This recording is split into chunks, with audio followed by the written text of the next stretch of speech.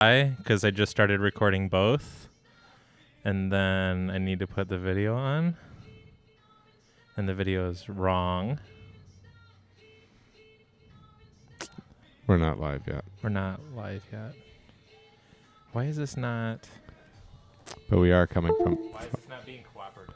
We are coming live. We are coming from a stunning estate in Troy, Michigan. Hell yeah. Test video. Test Video? Test this. Please? Oh, shit. Got him. Video, please. Test this. There we go. Hey. Okay, now we're... Do the thing. Hold on. No.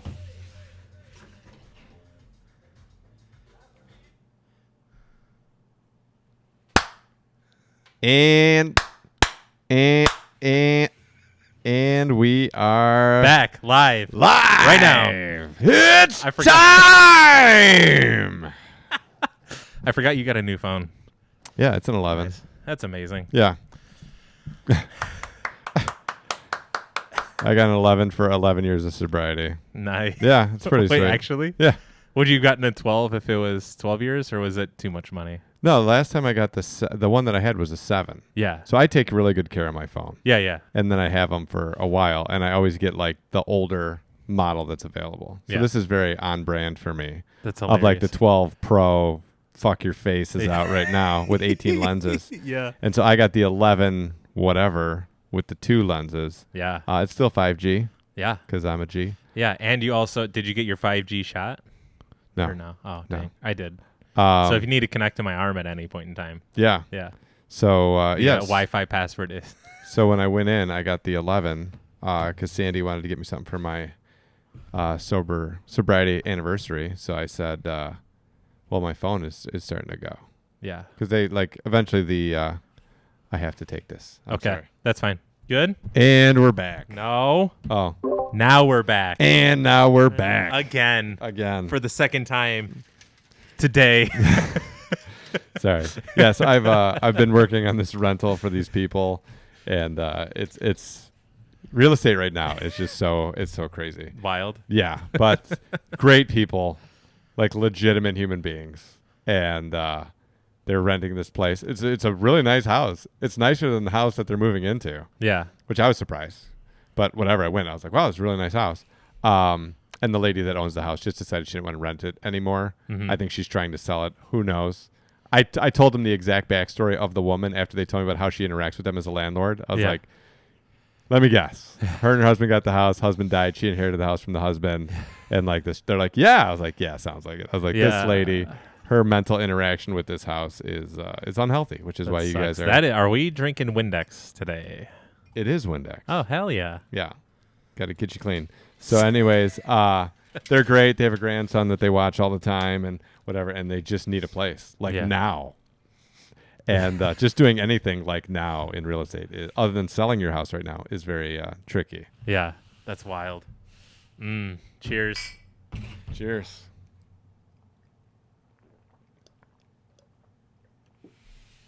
Oh, my. That is blue. I'm blue, don't it? Whatever. I just burped a lyric on accident. So that's that. Anyways, Holy. they should hopefully get the spot that they wanted, which would be great. That's good. I would feel happy about it. Yeah. They're my only current client that I have that I'm like emotionally invested in. Yeah. She sounds like a nice lady. They're amazing. Yeah. Where are they at now? Erica and Mr. Don. Really? Mr. Don is a house, dude. Really? Yeah, he's a little bit shorter than I am, but he is like stocked up. That's hilarious. Yeah, he's a big dude. That's great. He's a big dude. Yeah. Right now they're in Roseville. Okay. So they're going to be moving into a house basically in Roseville. Okay. Yeah. Just somewhere. Just somewhere. Yeah. Just get it. Same life, same everything. Same Different everything. house. Different house. Yeah. Yep. With a good landlord. Yeah. Yeah. Yeah. Maybe one that doesn't inherit a house that is they're emotionally attached to. Yeah. Because, He's a realtor. He has several Okay. rental properties. Gotcha. He just hasn't had a turnover in this time frame, so he's been blown away by like what happens when you put a rental up right now. And I was like, yeah, Up and gone. that's what I'm doing. Yeah, that's what so Scott's parents sold his dad's house, so Scott's grandfather, and it was up on like a Tuesday and basically sold by Thursday. Yeah, it's a weekend. Like that. Yeah, it's a weekend.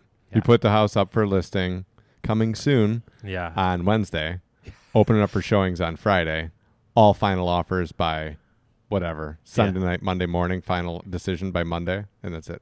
Yeah. Gone. Boom. Crazy. No problem. So crazy. Like I was expecting it because they were talking about selling the house for like a little while. They just needed to get it cleaned up and whatever. It's literally like the exact same house that my one uncle lives in, not the the juiced up guy, the other one who's more normalized, who him and I almost look like twins.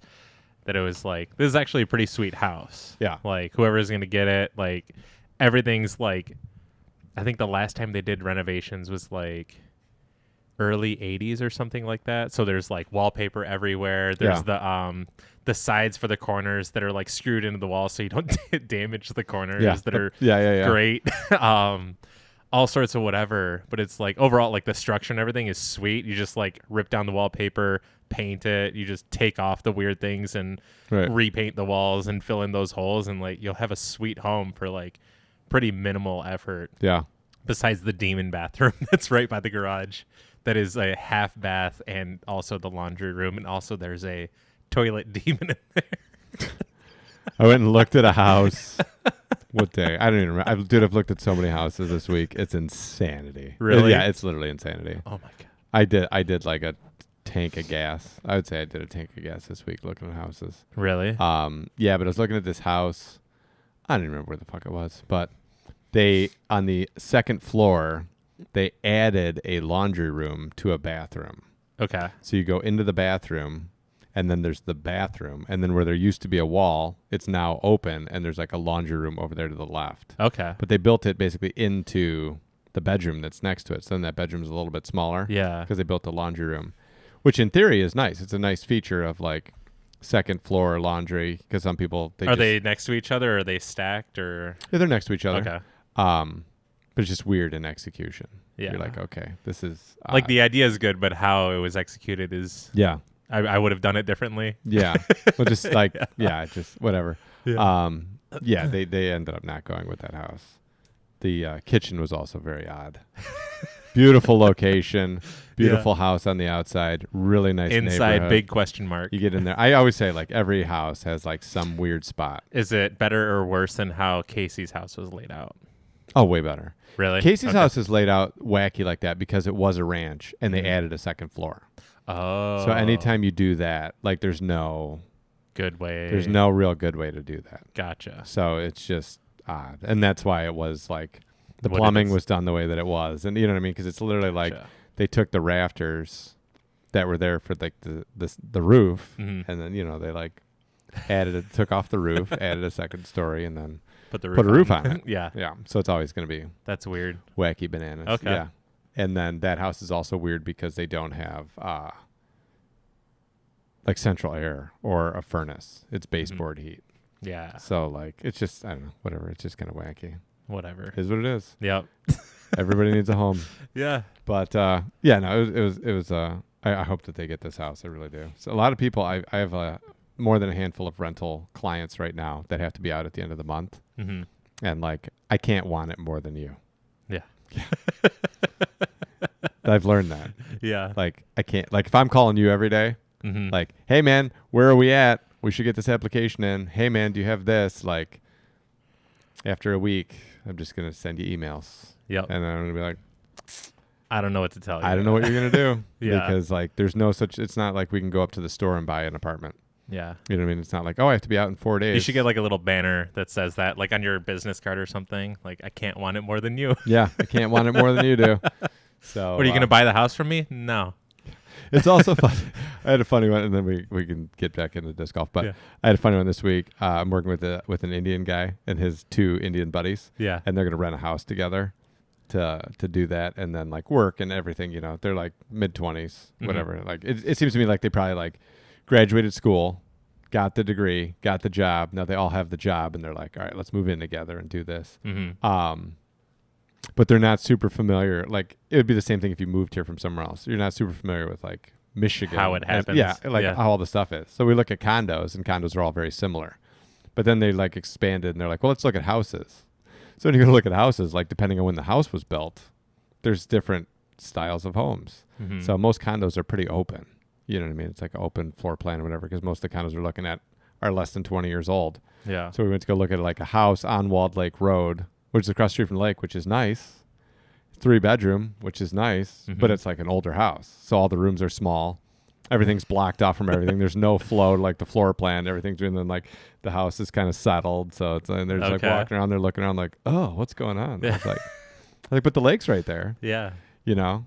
They're like, I don't think this is going to work. I was like, okay. I was like, oh, then let's just stay away from houses like that were built before a certain date. Yeah. Because no matter where we go, this is what it's going to be. Yeah. Small rooms. What the heck? These wood floors, walls everywhere. Yeah. Yeah. Yeah. Unless you want to redo it. Yeah. Which But as a they're rental, renting, yeah, so. you can't. You're just, Yeah. you're going to run with it. But, Seems legit. Yeah. It was good. Yeah. Seems like a good time. It's good. It's good. At least you're staying busy. Very busy. That's good. Fourth. Fourth. So I played disc golf yesterday. Nice. First time since the fall. Yeah. Not the season. The fall. The is like capitalized and bolded. Yeah. Not the season. Yeah. The incident. Yeah. Took place right there off camera. Mm-hmm. But wasn't sure how I would be able to do it. Wasn't sure if I'd be able to do it. Had no game plan. So I messaged the group chat. You saw it. Mm-hmm. Team chat. That I wasn't like I would want to play leagues, and I was like up for trying whatever it's gonna be, and I'll donate the $10, like whatever it is. You know, I didn't really care. Not sure how I'm gonna throw. Not sure how it's gonna go. And when it was at Seymour, I was like, okay, cool, because Seymour is relatively flat, so the stress on the leg will be fine. And then the Indian guys hit me up, and they were like, we want to go look at a couple houses in Novi, Walled Lake area, whatever. So I messaged the chat. I was like, I'm out. I got 2 showings. So they're like, well, what course is near where your showings are? Maybe we could do that. And I was like, well, Northridge. Mm-hmm. And they're like, okay, blah, blah. And I was like, well, why don't we play? There's a whole bunch of courses over there. Why don't we do something else? And I was like, yeah, like Cass and all that. Like, I'm not even able to walk it. Like, I just started walking, really. Yeah. You know what I mean? Like, my knee, I want to make sure it's okay. Yeah, I want to make sure give I it can like the least amount of stress while giving it the most amount of stress I'm comfortable with. Yeah, like I at least want to be able to walking. walk around the course. Like whether I can play or not, I don't know. Yeah. But like I'd at least be able to like, moving and stuff. Yeah, walk around. There's no way I could walk Cass. There's just no No. way. And then there's something else. And Yeah, it's you'd like, even if you made hole 3 and then 4, obviously, but like hole 5, you'd probably just die on. Like even if your knees were good. yeah, there's no because way. it's all mud. There's no way I could do 3. Yeah. Right. I couldn't do 2. Like I could do hole 1 Yeah. if I could get it from the car to the tee pad. But so whatever, we got to Northridge and I threw some putts. Straddle putt was fine. Mm-hmm. Stagger putt made me nervous. Okay. Because straddle putt I could. Because it's your left knee, right? Yeah. Yeah. Straddle putt at least I could like stand still and then just like hold more weight on my right leg And then just be stable. So I did that and then I went over to the tee pad and literally I just had no idea. Mm-hmm. Like I had the disc in my hand, I'm standing there and I was like, go. And my body was like, no. So I just kind of like slowly staggered up and then just basically threw a standstill, like just leaning my weight onto the right leg. Mm-hmm. It went okay. So I was like, oh, fuck it. Let's do it. Yeah. So we played. It was a little slow. And anytime I threw it on any kind of embankment, I was like real dicey about like walking over to get it. Like just going over that little hill on 1 to get to my drive was like dicey. But I made it. I was fine. And then we played and I played well. Brave up. Great. Yeah. I played better than I normally do at Northridge. What'd you shoot there? Well, I think it was course par, but we did not make it all the way through the round. Okay. Too many people or? Rain. Oh. Yes. So the most hardcore downpour I've been involved with all year. Yes. Definitely that day. Was, yeah. Yeah. Yeah, like what we were involved with at Hunts or anything was nothing. Oh, so that yesterday, that was, I forgot, Amanda and I, so we were driving in the little toy car and top down, whatever. I was like, oh. She mentioned something earlier about thunderstorms potentially. And I was like, oh, really? Like, I had no idea. I looked, or no, I think it was with Haley. Either way, I looked at the weather and there was nothing until like 6. And at 6, it was like 25% chance, and it didn't get up to like 30 whatever. I was like, okay, so basically nothing or whatever. Right. So that's right, because I was helping her. We drove wherever to get her like an 8-person patio table because she's got a 1-person house legitimately, which is actually like super cool, perfect for her. The layout is actually awesome. Like if it was blown up bigger, it'd be fucking sweet. The benefit of that is she's got a really big backyard for her dog and like for parties and stuff or whatever, if she had that. So Anyways, go out there. She mentioned that. And then on the way back, it was like, that's a really dark cloud. And then all of a sudden, just everything everywhere. Like 30% chance, huh? We're playing. Crazy. So we played hole 13. Okay. I think we were finishing hole 13, and you could see the clouds. And I was like, I think I should go to my car. One, I don't know how I'm going to walk all the way over to my car, but I was like, I think I should go to my car. I was more looking for like, I should go to my car to get an umbrella, and then someone else be like, yeah, and then have me be like, here's my keys. Yeah. I'll just wait here. Yeah. Just grab an Please, umbrella out of my truck. Thanks. And Will was like, no, it's moving that way. Mm-hmm. It's not coming this way. And I was like, I don't know. And literally, it got windy and just started blowing at us, and I was like, we're fucked. But whatever. So we get to the next hole to tee off, and it's like windy, like real windy, and it's literally just blowing everything over us, and it's getting dark. So we play out that hole, which was fine. It was comically windy, and then we get to that open on the top of the hill drive. What is that, 15? Mm-hmm. 16's a little island hole. Yeah. 17, 18. So it's 15. We get to tee off on 15, and like as we're finishing 14, it starts to rain, and then it's pouring, and it's so windy. It literally felt like I was like in hail. Oh my Like God. it was hitting me so hard. I can't.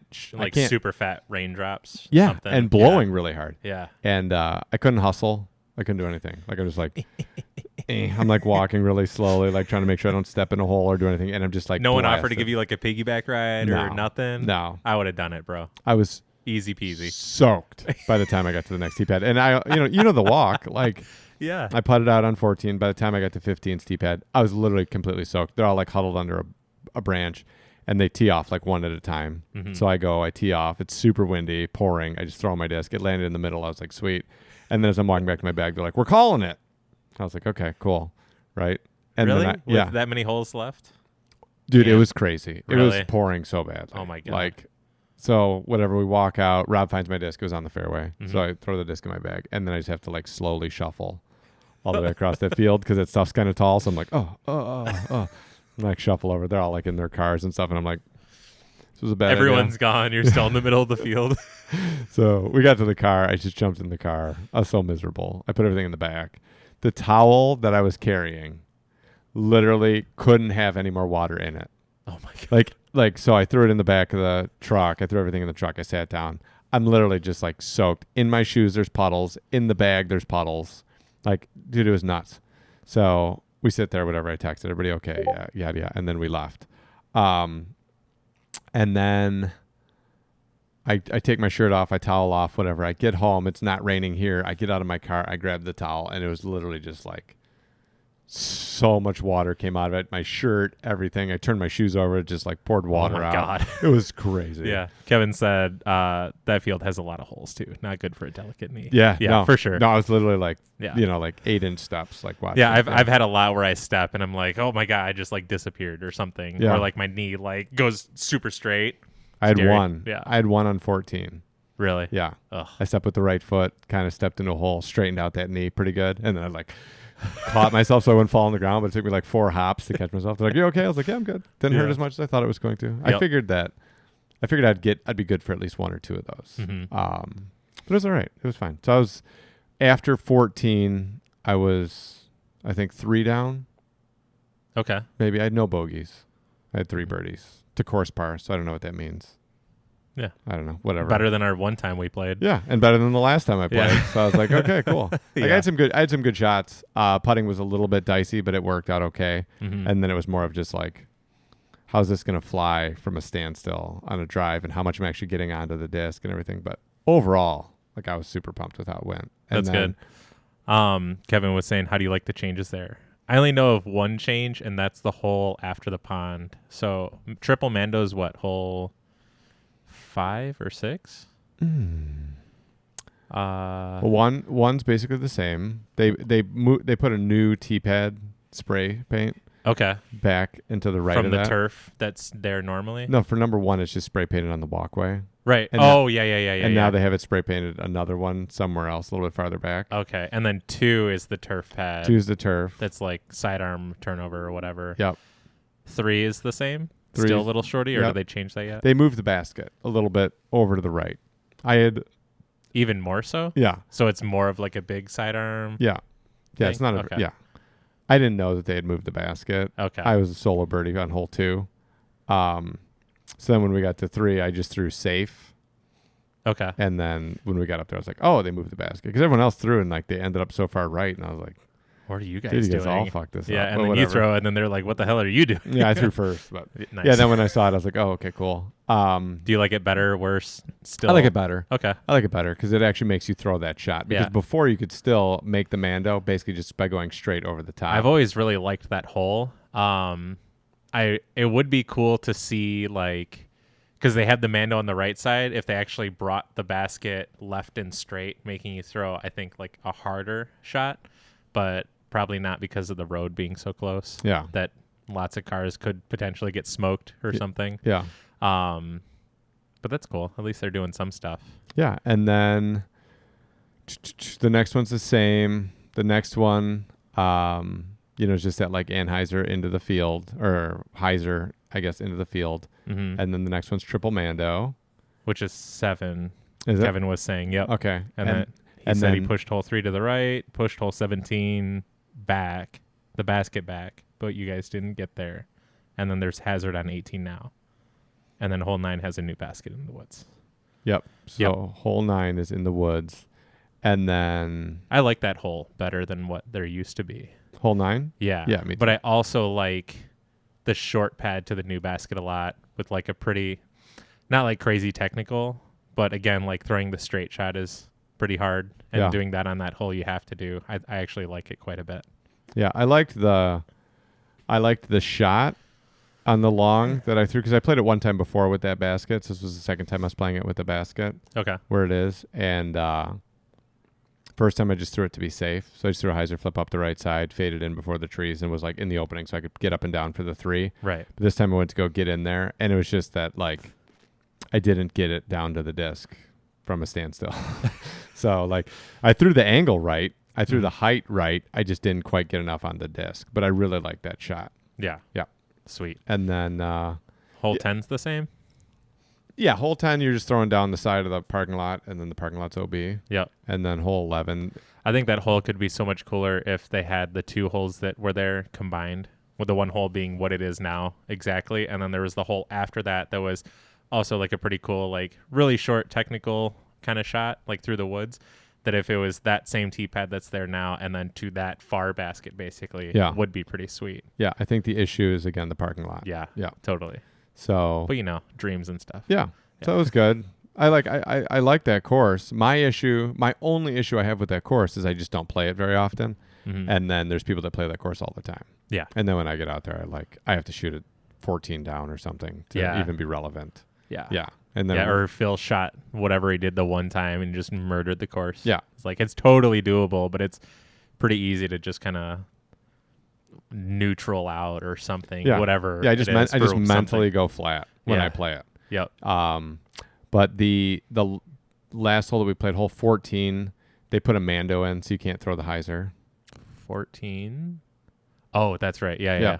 So you got to throw up the left side. Yep. I like that shot. That's kind of my shot. That's good. I think the hole is way better that way, because one, that's how it's supposed to be played, instead of doing like some weird cheater line type thing. That is Heiser like the majority of the hole and then easy pitch up.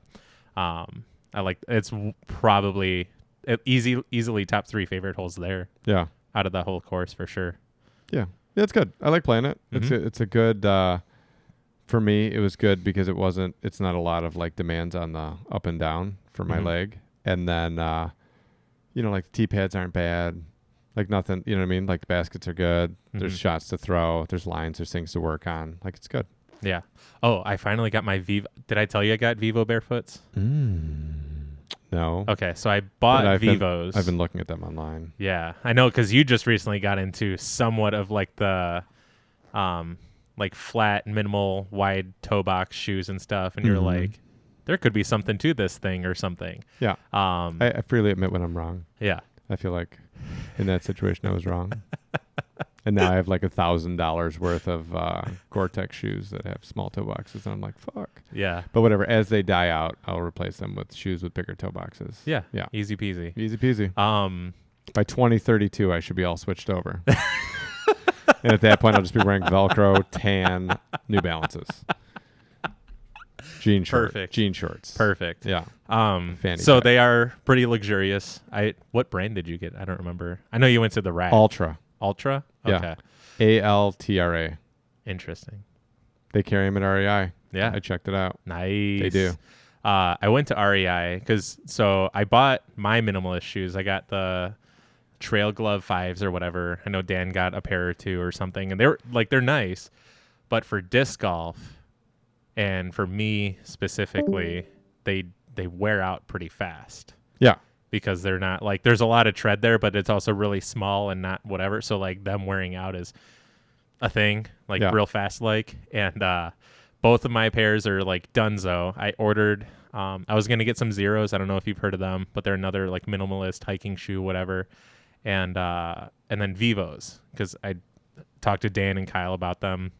And then eventually, you're a huge Eagle fan. Yeah. Right, Dan pointed it out to me. I was like, I don't know how I didn't notice this. And now that's all I see. And now when I like wear them, I sometimes feel kind of weird. Yeah. But Eagle doesn't define who I am. So I'm my own person.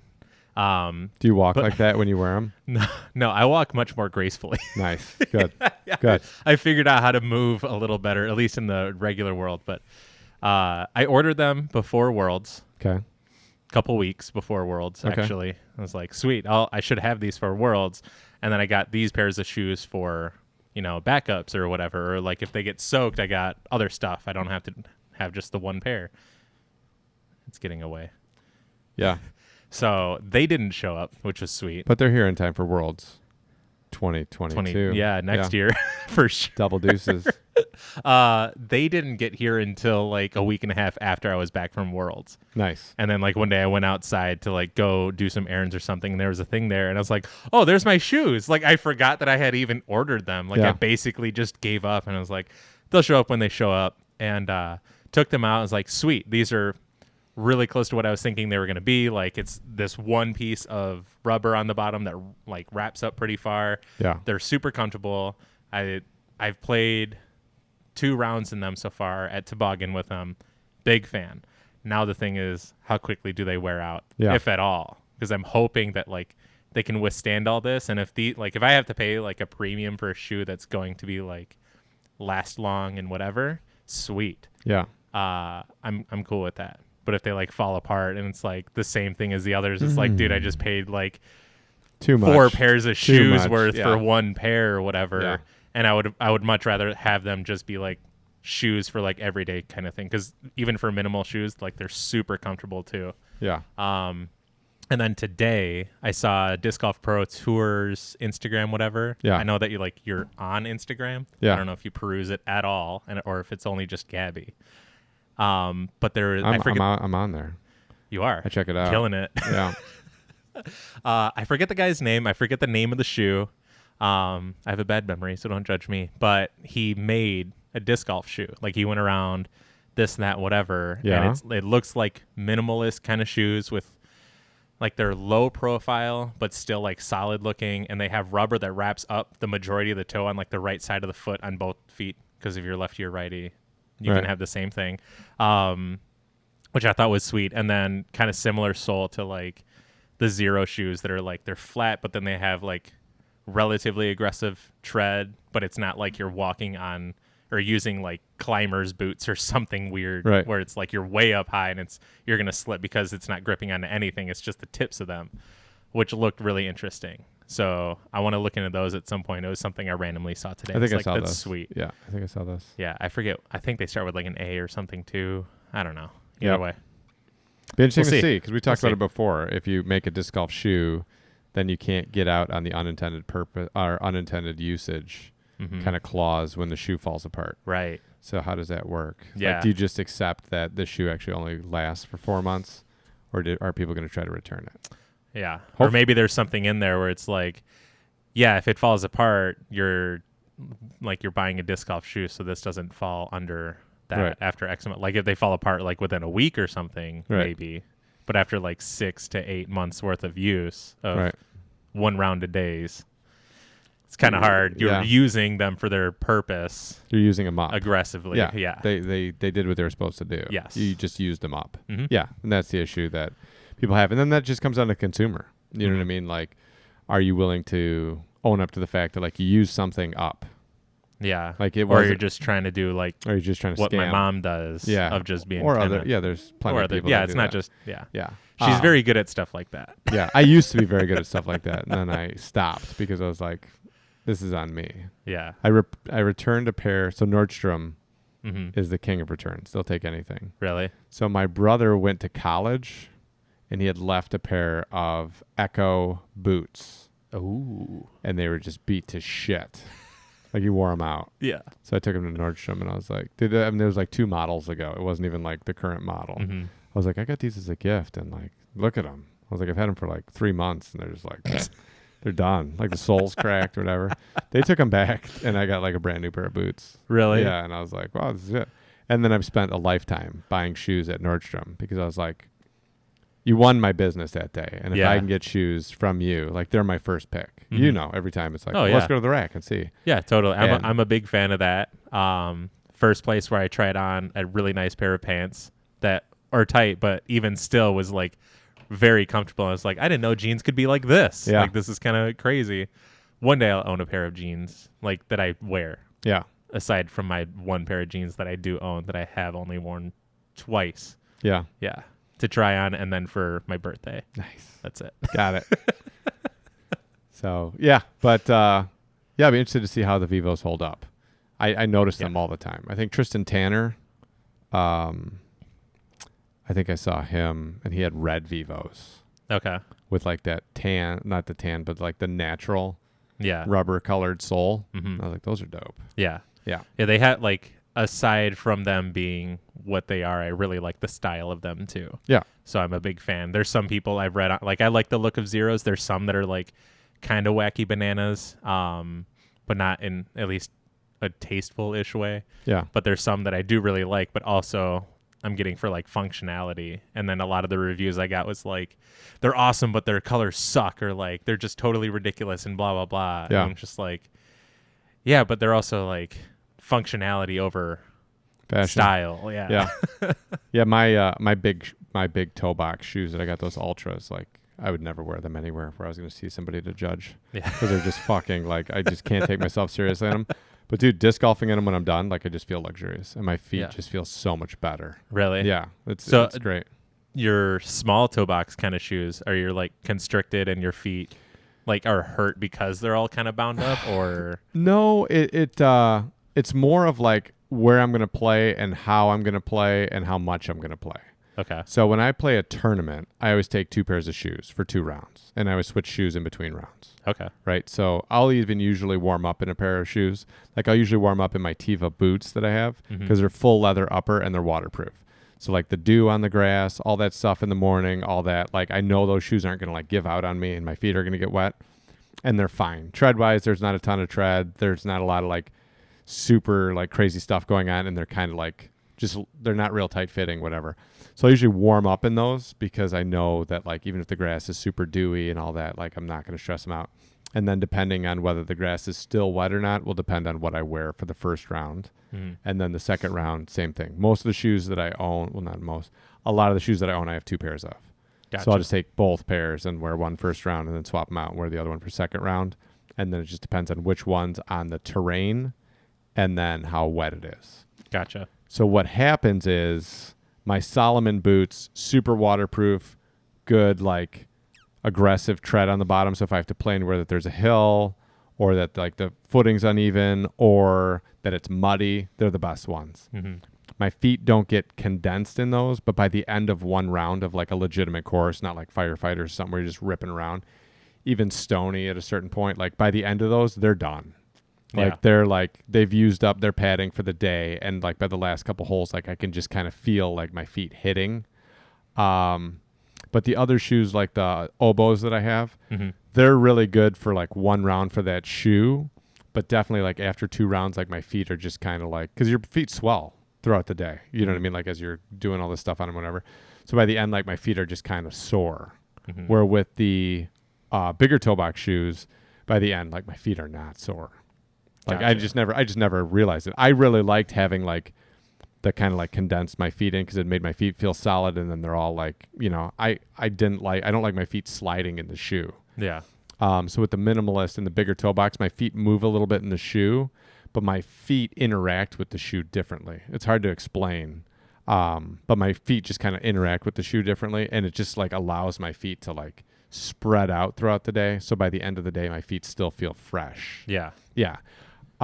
There isn't the same amount of padding, and if I kick anything, it's like right to my foot. Yeah. So like if I'm a bald, which I wore them, like I kicked one of those little stumps, and it was like not good. Yeah.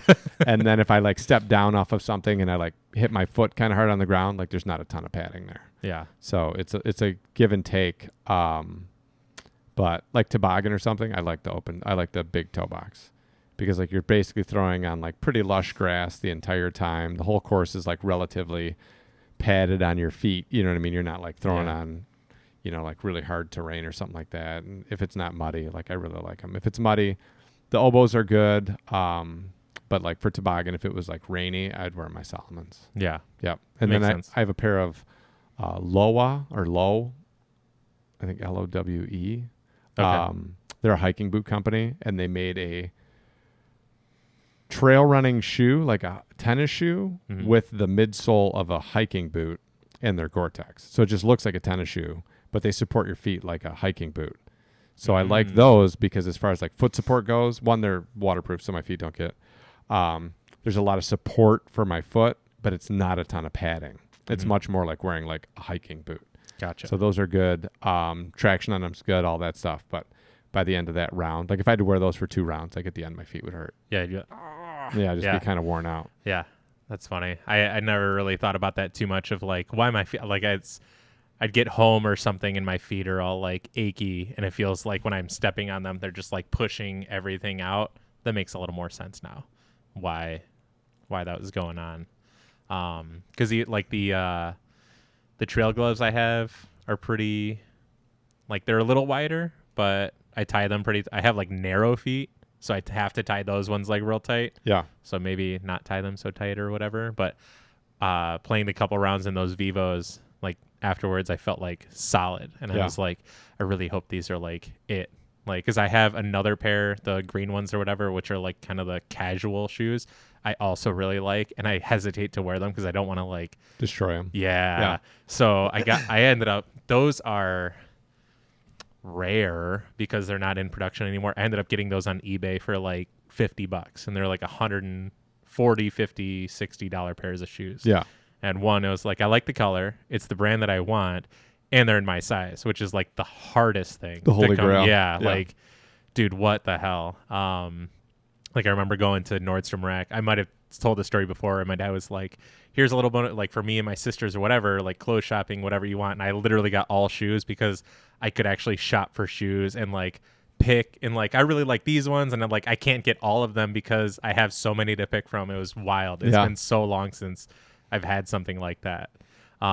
Big reason now, like I've noticed why I wear like flip flops too. It's like really easy to get through. I have these pair of rainbows that I'm wearing now. I didn't realize that I've had them for like 8 years, and where we get them at in California, they have like a museum of like, I've had these rainbows and they like donate them because they're still usable, but I've had them for 15, 20 years and they're blown out, but I've worn them for that long, and it's just crazy to see. I'm like in the process of having a pair of rainbows like that too. Now, like I broke the rubber on the sole, like all the way through, is worn out, and I was like, I showed Amanda, I showed my mom, and I was like, dude, look, like this is crazy. And it's like, they're not gonna get it because it's so stupid, and two, and just like, what am I even doing? Like getting amped up about something like this. I'm like, dude, I get to donate these like in 8 more years, like I'm halfway there or some shit. I don't know, it's funny.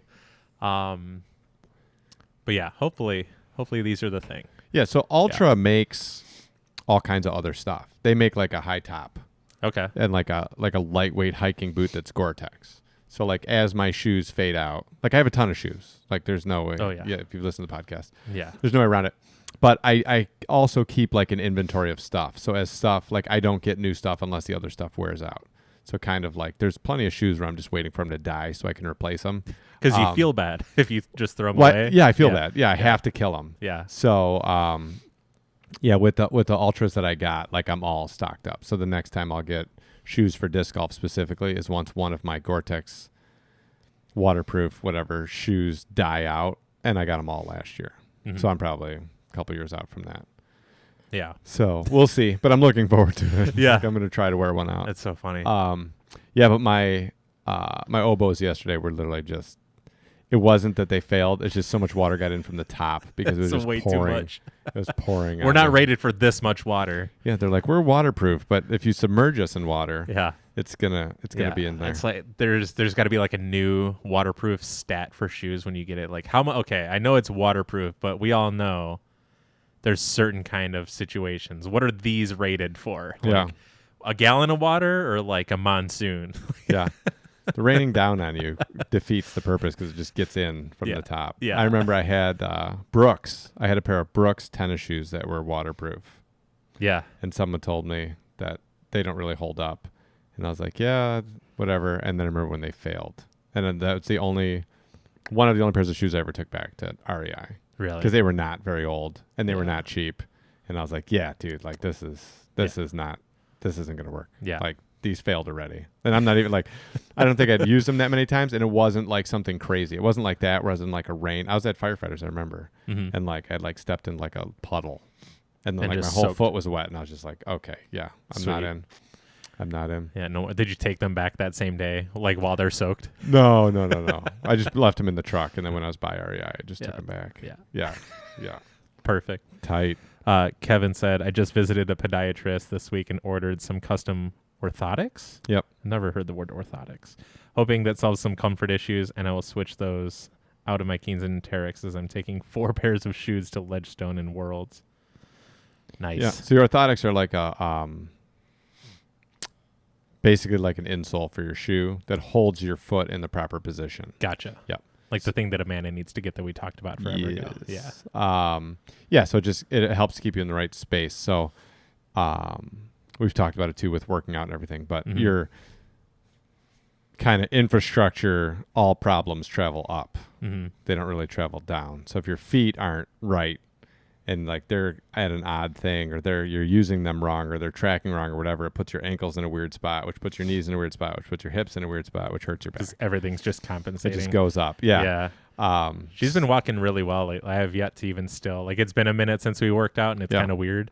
Well, a lot of it's just training her brain to use, like to like do it. I what I was gonna say is like I think it's worked enough that it's just kind of second nature. She's like, this is how I walk now, basically. Yeah. She doesn't walk so, like, not that she walked super derpy before, but kind of derpy where the insides of her arches are like on the ground. Now she's like pretty normal with everything, and I haven't heard her complain about her knees in like the longest time now. Yeah. So that's good. Yeah. I'm glad. It's hard to explain that to people. Yeah. I'm like, my knees hurt. I'm like, yeah. What's your feet doing? Yeah, what are your I feet doing? still stare at people's feet and how they walk. I do. Yeah. Dude, There was someone. I notice your shoes. Yeah. I notice how you walk. Like, Yeah. it's like, yep. Yeah. We were at Knee travel, all of it. Yeah, we were in the ER actually when I had to take my mom there, and there's a couple people that were walking around, and I just started like kind of taking mental note because there was older people that were like walking around. Like there was this elderly like Asian couple or whatever. Like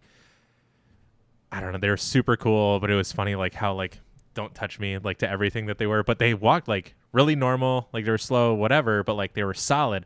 And then there was another lady who walked in not very long after them who was probably my age or something and walked around like almost a cripple because I was looking at her feet and her toes were way out and she was walking on like the insides. I was like, that just looks so painful. Like, oh my God. Like, but it's also just funny now of like, I catch myself doing these things and it's so weird. Like, what the fuck? Yeah.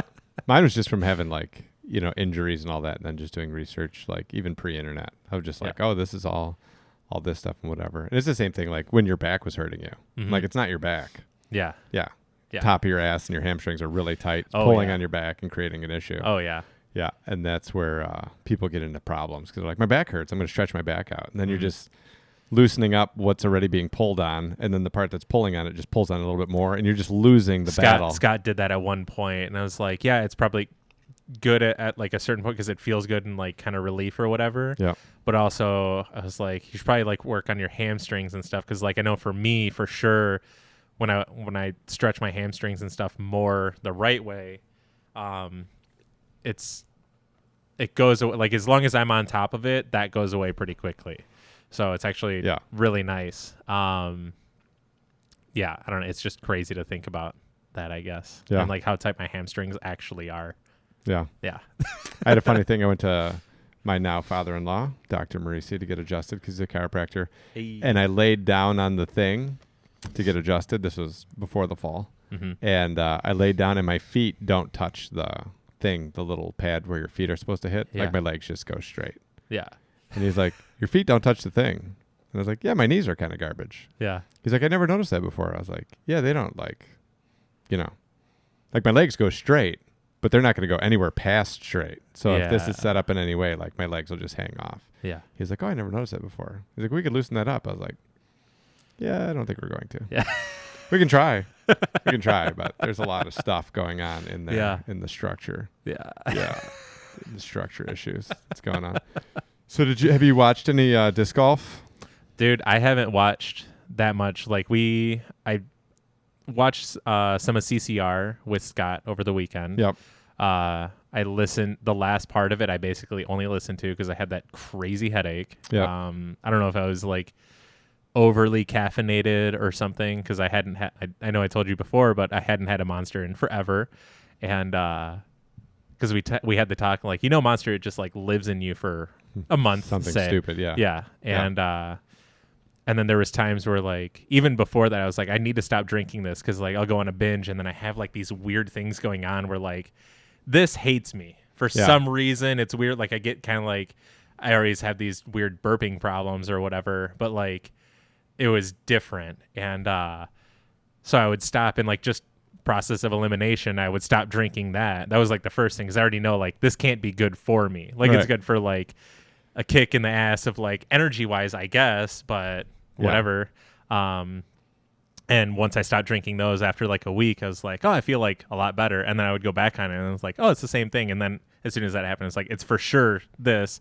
And then you told me, oh, it lives in you for a while. I was like, oh, okay. So why it took so long for me to like get that out of my system. Like I haven't drank it for a few days or whatever the hell it was, that it would like slowly go away. So I was at the store getting this and I was like, I got coaxed into it by myself and the cool color of the can. It's like this teal color, had a really like Fiesta mango, whatever the hell flavor.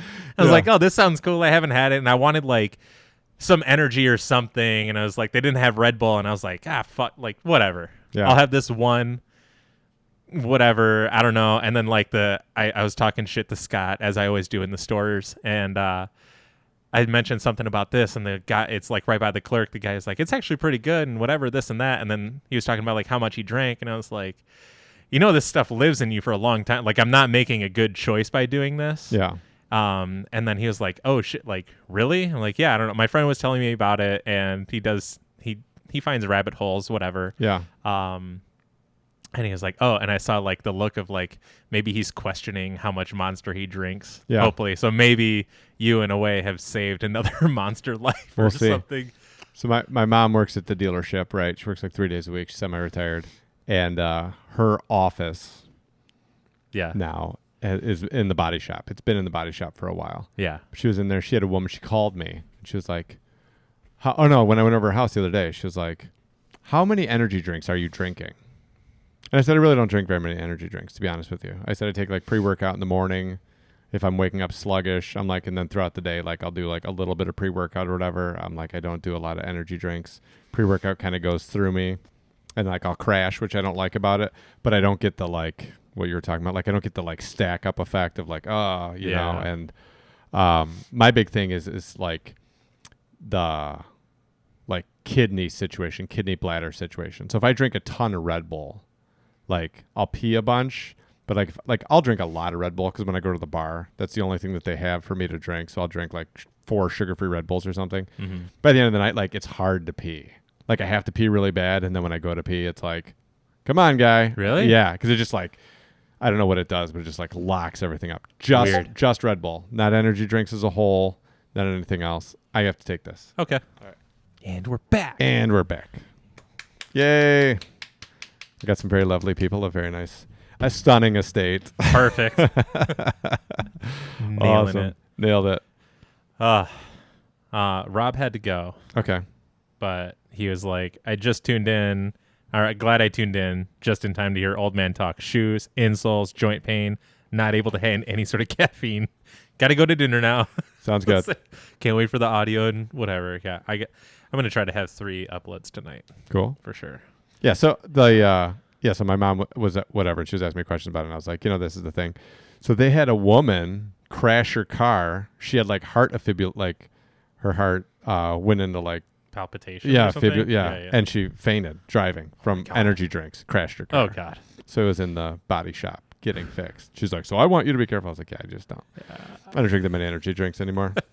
It's not my thing. Yeah, we used to though. Yeah, I do miss the Cruise and Mirror days of the handoffs and everything. When I was at Chop House, I was drinking a lot of energy drinks. Yeah, weren't I know you were drinking Red Bulls. Did you have the 5 hours with them? Yeah. Okay. Monsters. Oh, 5 geez. hour. That's where I was introduced to pre-workout. Okay. Niacin, beta-alanine, all that. Yeah. Nice. That was Chop House.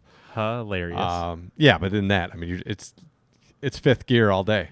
Yeah. 9:30 in the morning to 11 at night. Like, there's no way to do it. It's just fucking cracked out. I got down to like 155 pounds, just smoking cigarettes, drinking energy drinks, acting tough. Hilarious. Just getting there. Vascularity like a fucking roid junkie.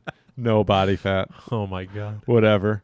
That's hilarious. Yeah, I watched the CCR stuff, and it was good. I really enjoyed the layout. I enjoyed the way that they did the out of bounds. It made me feel good because the first time I ever played those courses, it was lined like it was the fucking world championships, and it was a C tier. So I was happy that like when the Pro Tour played it, there was at least as much out of bounds as when I played a C tier. Yeah. So I was like, sweet, good. Yeah. Hell yeah. Yeah, you can't. And it's also really fun to kind of gauge yourself against what these guys are deciding to throw, how they're deciding to throw it, and whatever, or just being like, what is that kind of thing? Because there was this isn't for CCR, but Dan is like my Mimi guy now, and he sent me a video of Eagle throwing hole new 10 now, old hole 9 at Toboggan, and going like the Heiser Gap up the hill or whatever. Yeah. And it's like it's there. Like Jared and I have done it before too, but like the likelihood that you are just going to have to look really hard for your disc is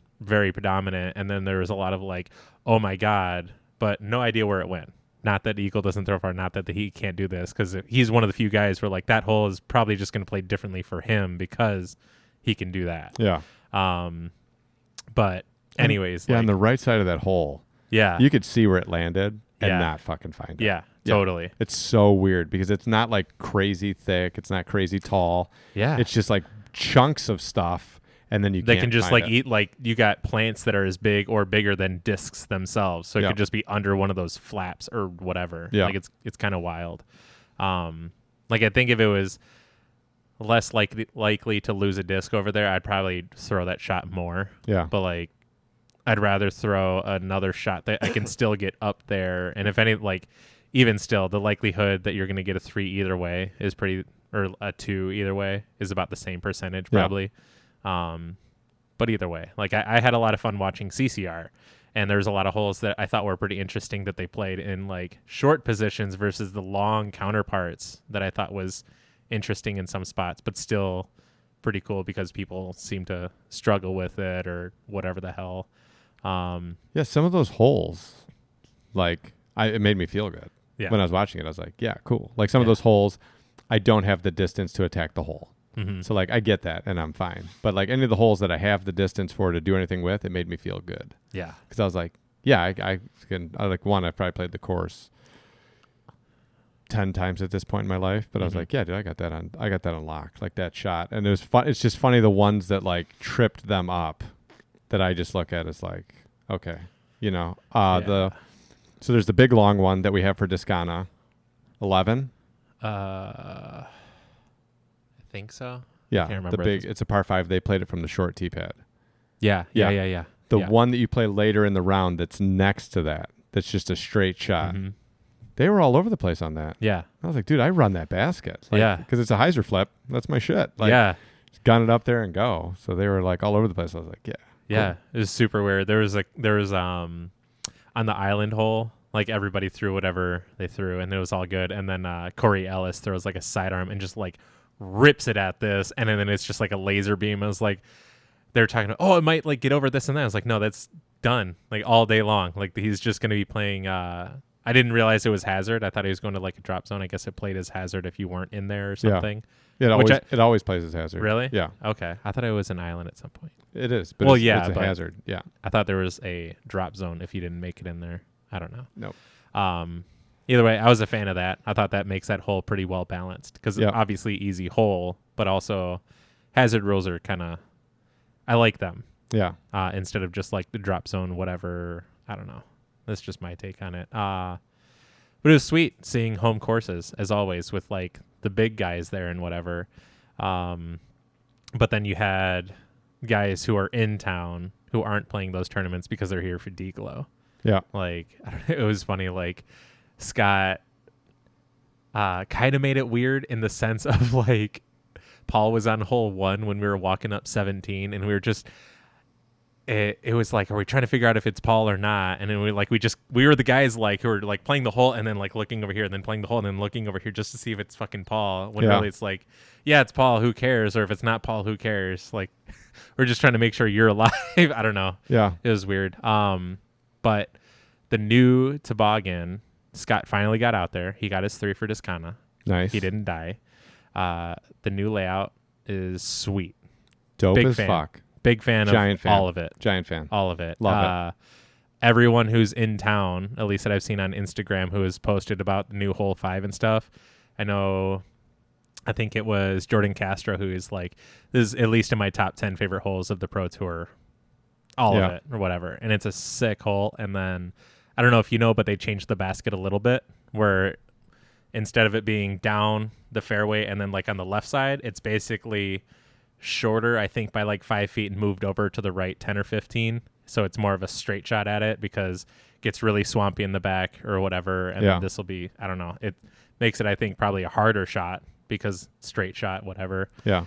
When I first saw that hole, I was like, this is fucking sick. Yep. Like, this is so much better than whatever that bullshit was on like the old hole 5. Yeah. And then same with hole 6 is really cool, I think. Yeah, because we fucking played it together. Because you and Dan both 3'd hole 6 on like some sweet second shots. Yep. And you did it on like a really difficult hyzer flip, barely missing the tree, drifted over to the right. Yeah, that was sick. Yep. Yeah, Dan with the conventional sidearm. I love those. I love the course setup. I really do. I like the move on 16. I like the move on 17. I like old 14 to 15. I like that hole a lot. I think it's great.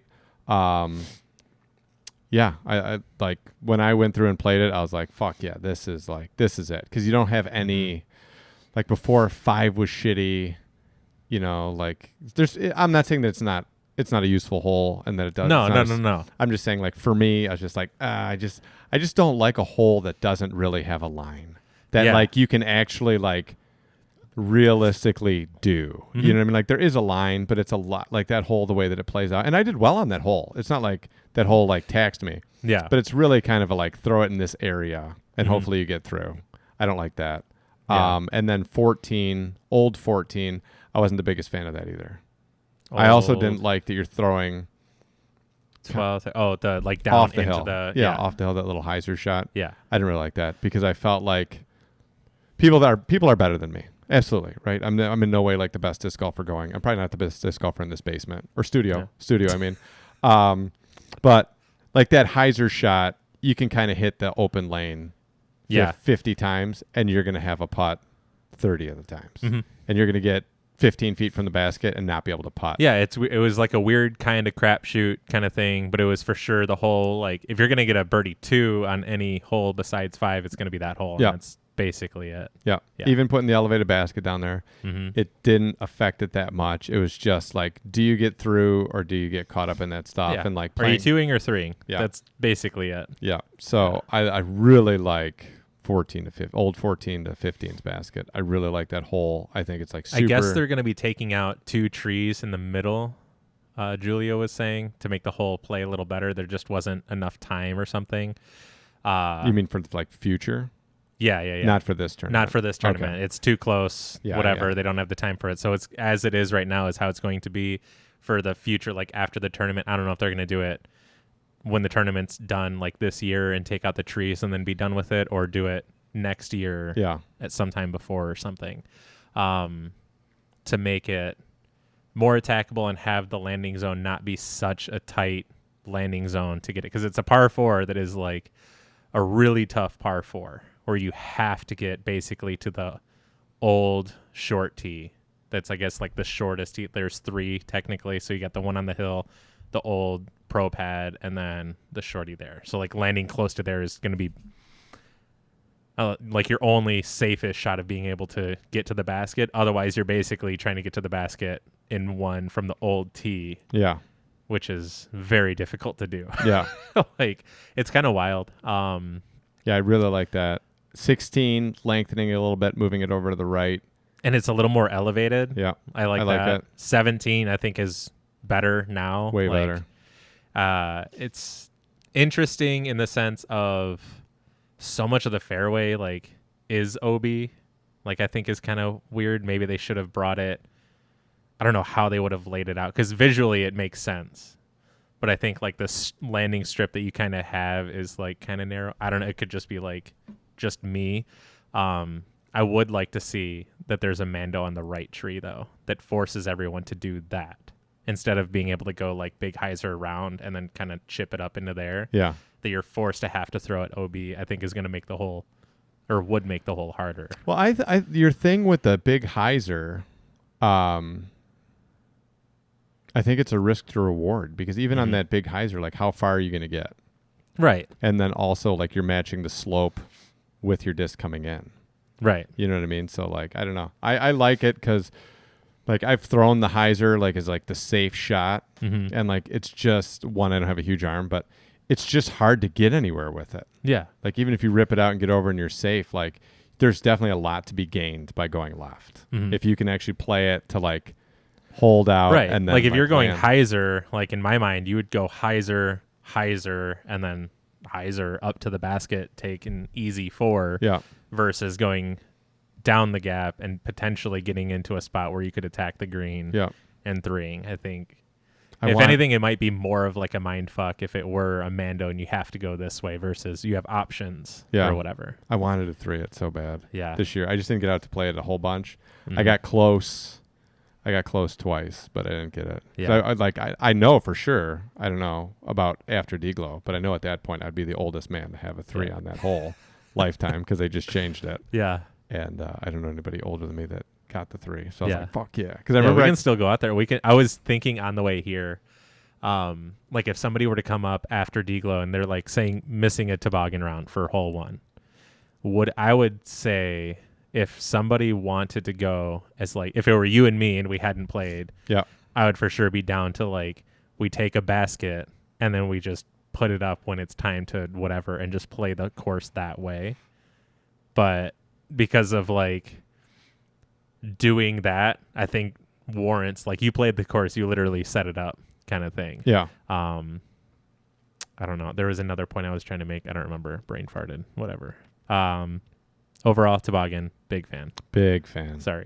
I got done. I remember when I got done the first time and I talked to people and they're like, what do you think? And I was like, I really like it. Yeah. I really like it. Yeah.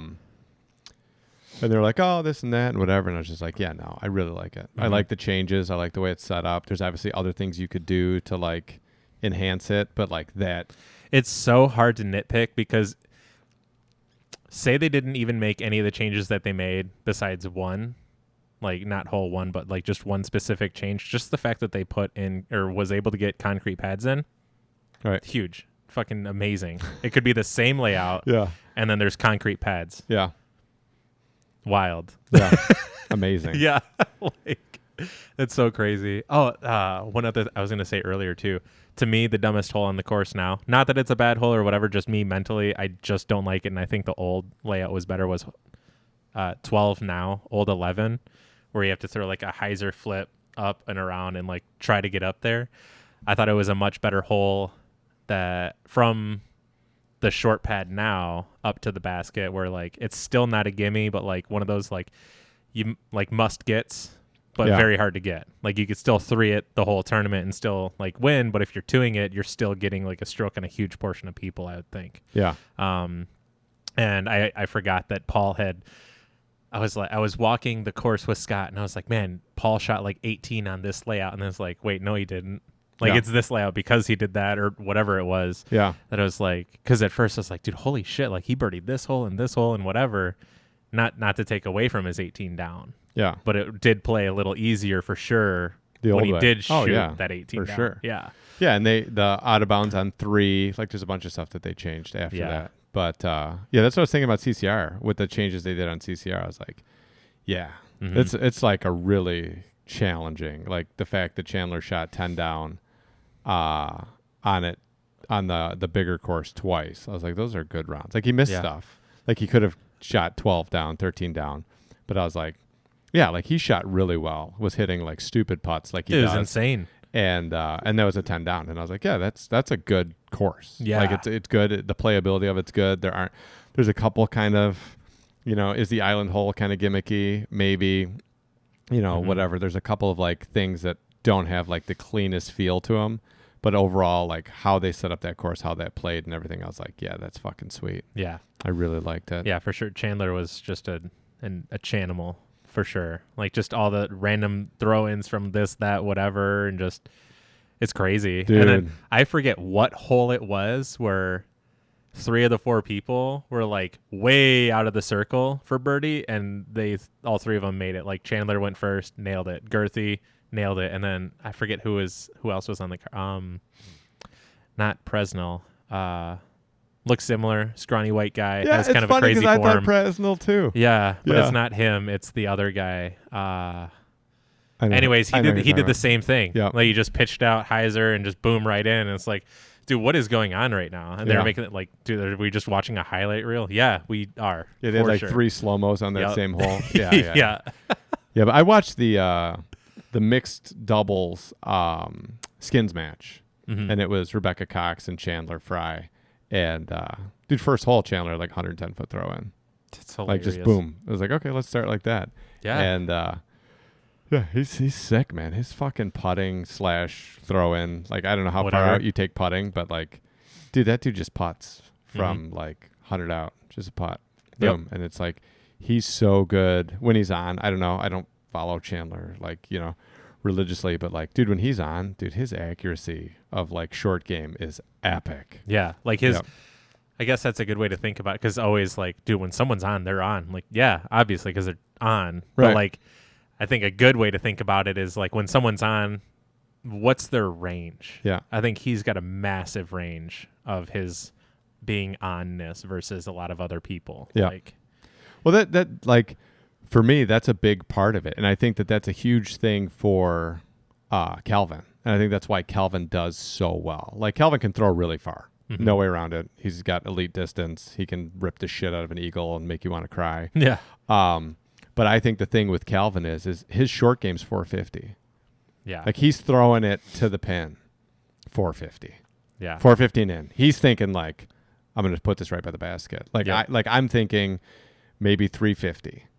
Right, for me, like 350, I'm probably pretty accurate at getting into the circle. That dude's throwing up shots at 450. Yeah. And that's the fucking scary part about it. Yeah. Because like, dude, if he's within 450, he's going to put it to a putt. Yeah. Even if it's something technical and something crazy, and he can putt well. And like with Chandler, I was like, yeah, his distance of like being able to get it right there probably isn't Calvin's, but his distance to put it in is like elite. Like I guess he's been the second best putter in the world 2 years in a row. Yeah. And so like that's a pretty good feather to have in your cap. Did you see someone's post of the best understamped disc? No. By Calvin? It's just a janky Photoshop that was amazing. It was oh yeah, I saw his face. Yeah. So when he holds it up to putt, it's him. We could still see Calvin. It's just a picture of Calvin's face on the bottom side of his disc while he's holding his putter up at his face. Yeah. Yeah. It's amazing. Yeah. I thought that was genius. Yeah.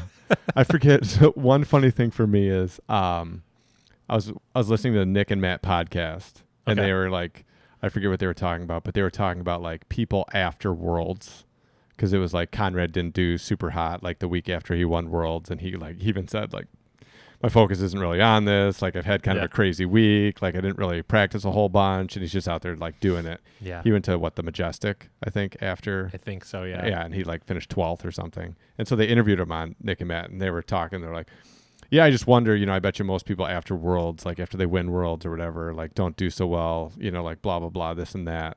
Yeah. And then I watched, what was the other one that was going on that Paul won? Oh, what the hell was it?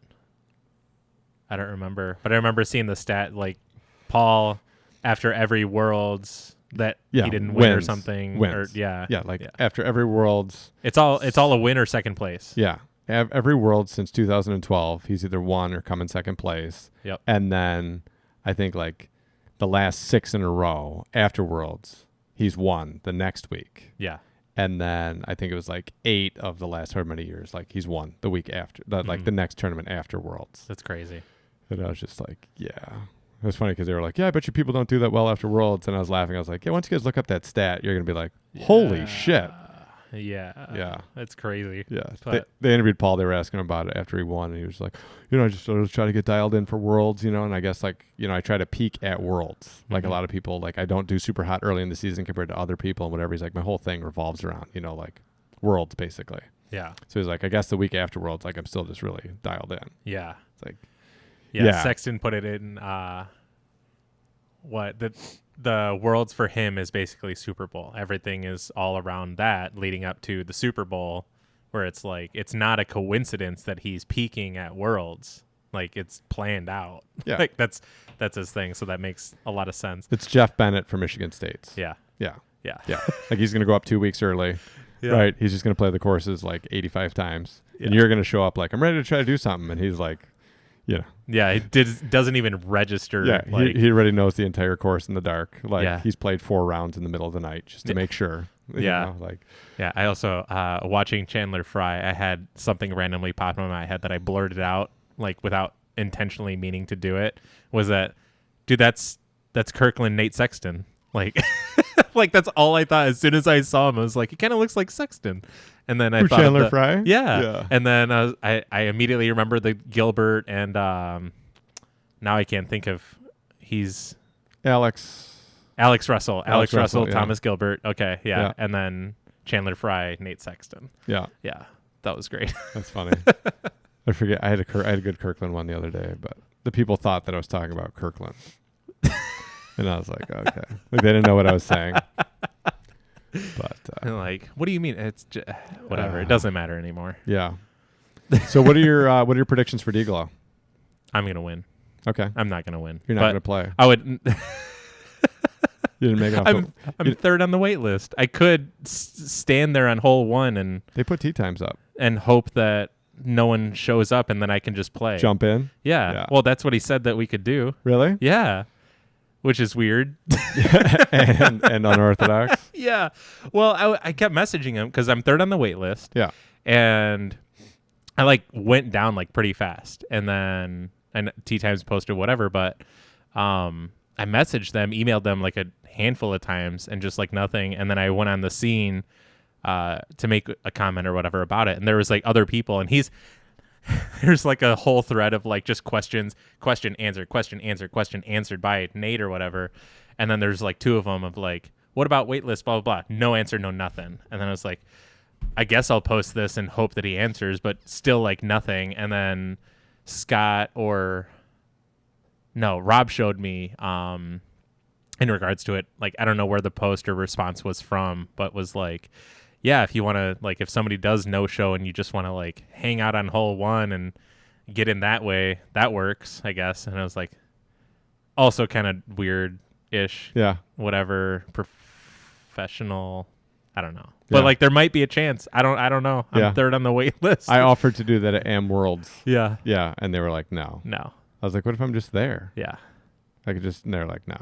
We're closing at tee times. Yeah. You're out. I was like, okay. Yeah, it sucks. Like I would much rather be like 9th on the wait list than 3rd. Yeah. for sure. Like even first on the wait list, like motherfucker. Like, Yeah, that was me for M World. Yeah. Like, dude, that sucks. And because I'd love to play it. And have Scott be my caddy. He was like, dude, I'll fucking do it. Like, I'll come lug your cart around, whatever. And I was like, yes, like, come on. And then he's like, I don't know what I got myself into. I'm like, yeah, but you said it already, so Yeah. I don't know what to tell you, dude. Yeah, my old boss did it for Am Nance and almost died. Yeah. It'd be like a Scott situation. You're like up there putting on 17, you turn around, he's just like throwing up, and you're like, oh God. Dude, I'll carry the cart. It's okay. Yeah. I'll caddy for you. Don't worry. Yeah. Come on, man. You can do this. We're almost there. Yeah. So if you don't get to play, yeah. what are your predictions? I don't know. I mean, there's so many people playing so well now, and I don't know. I mean, I'd like to see Conrad do well. Yeah. Because maybe that'll be the thing where he comes back. Maybe it's not the couple tournaments after Worlds, but now it's like the time where he can just like dominate or something. Yeah, Elite Series. Yeah. Obviously, Paul's going to be in the mix for sure, underdog or not. Kevin Jones, I'm sure, wants to get the win for sure, like so badly, I'm sure. I would imagine he's going to do well. So what is going to be the basket that just fucks Kevin Jones? I honestly, at this point, it could be fucking any of them, and really, it would probably just be the worst of any of them. Like, I could see 17. I could see there's a story on 18 I don't know the validity of, and I didn't think of this till just now, and in relation to Kevin Jones. Maybe it's a future story that hasn't happened yet, and somebody's seen. This is a Leviathan podcast exclusive. Yeah. So hypothetical future. Hypothetically. But hypothetically, there's a guy, I'm sure Scott knows the story, but he's putting for like 3 on 18 from wherever the hell he is. Not Kevin Jones. It could be Kevin Jones like this weekend at some point. Okay. But sometime in the past, allegedly, someone putts on 18, hits the cage or whatever, gets a roll away and rolls like down the hill basically to the pad or something, and then is throwing bogey from down there again when he was putting for like birdie and par up by the basket or some shit like that. So, I mean, if it's going to happen on anything, it could be something like that. It could be 17 where he like hits the cage and it rolls down and then like across the toboggan into OB or something. Yeah.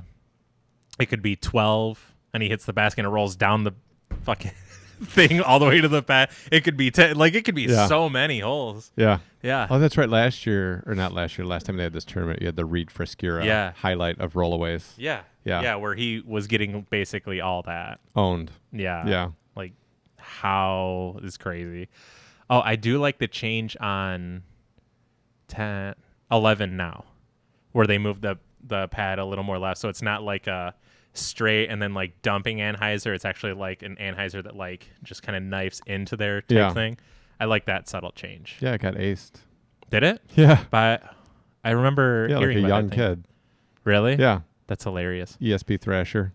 Amazing. Ace. Amazing. What the fuck? That's crazy. What the fuck? That's a nasty ace. Oh, yeah. hard to beat. That is pretty nasty. It's hard to beat. Yeah. Wow. That's a hard to beat ace for sure. Yeah. So I only know of 3 aces out there.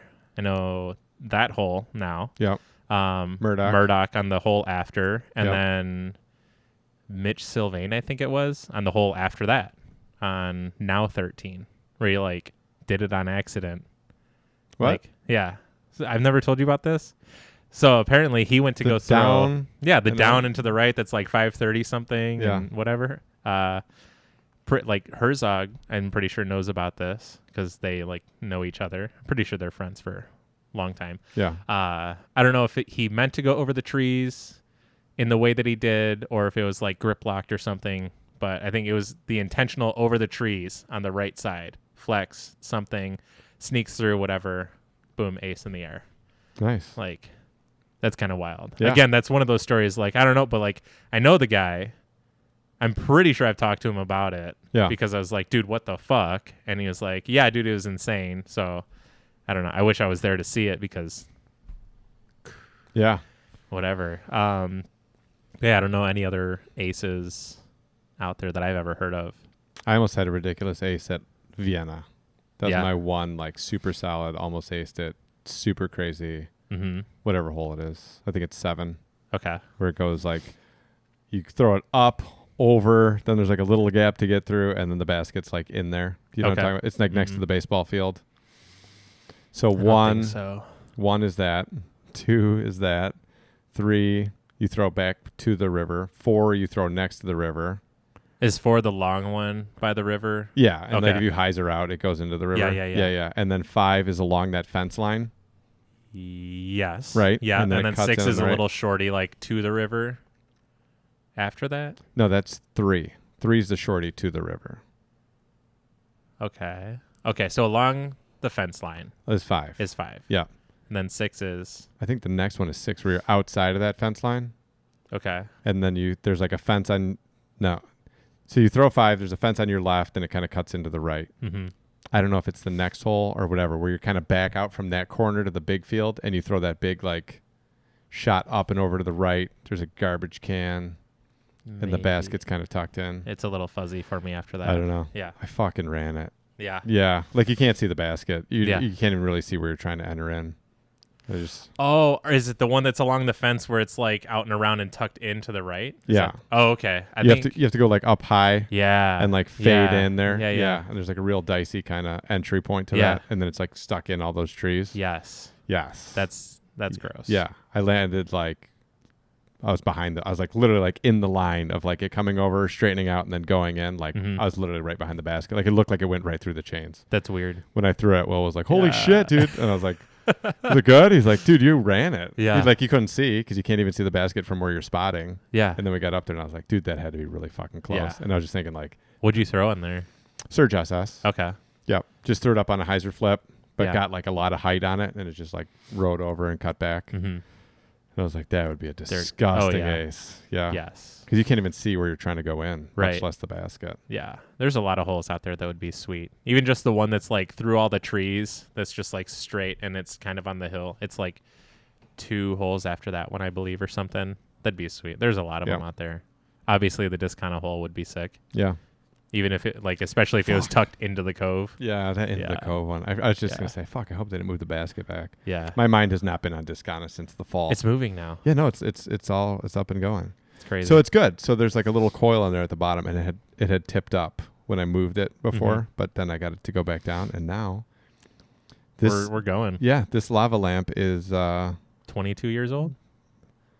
I think it's 20 something years old. Yeah. I think I got it like late teens, early 20s, and it has sat in a basement, but it's still alive. It's juicing. It's doing the lava lamp. Was the stuff. lava black before? It was the same color. Okay. Yeah. I didn't know if it like changed over time. Nope. It was the same color. Now it's radioactive. Yeah. Yeah. There's like a disclaimer we don't know. Like, don't use a lava lamp that's over 20 years old. Meanwhile, we're just getting cancer. Oh my God. Yes. Thanks. Yeah. So, who like let's do a bet. Who are you gonna pick? We'll do like we did before. Who you got to pick 3 guys. For like first, second, third, or like.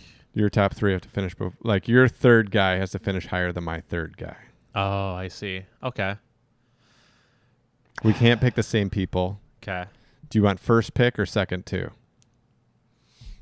Where's the thing to flip? There's like discs and stuff.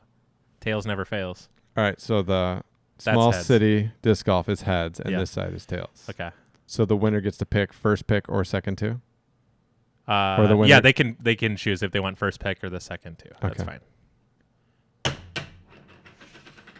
Heads. Yeah. I'll take second 2. Okay. So then first I'll go. Well, I know one of your guys. I want to pick him so you can't pick him. Who's one of my guys? Well, he's probably our guy. He's the hindboard. I'm gonna go Calvin. Nice. Yeah, Calvin's one of my guys. All right. So for my 2, Uh-huh. I'm gonna go Paul. Wait, hold on. I gotta document this. Document somewhere. Okay. 2021. Zach equals. Okay. And you get. I'm gonna go Paul. Mm-hmm.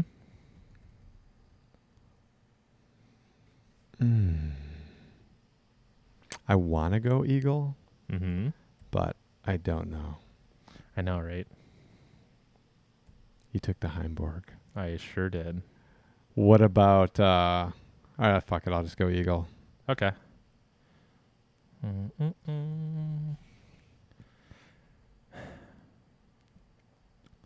I'm going KJ USA. For your second one? Yep. Okay.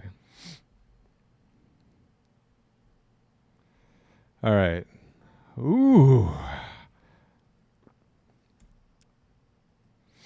I'm in between 3 people. Okay. Do we go 4 people? What do we do? I'm cool. If you want to pick 4, we'll pick 4. Let's do 4. Okay. And then it's whoever's 4th guy is the highest. It just comes down to who has the lowest finish. Yeah. So if my 4th guy is 12th, Mm-hmm. but all my guys are like 9, 10, 11, 12, but you're 1, 2, 3, 14, I win. It's just the lowest guy. Oh, I see. You know what I mean? It just comes down to your 4th guy. Whoever has the lowest finish out of anybody. Yeah, that so we pick, basically you're going for best average. Yeah. Across. You're just going for like Yep. worst shot. Yeah.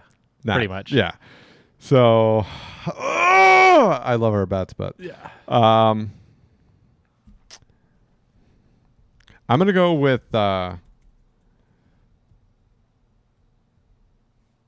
Wysocki.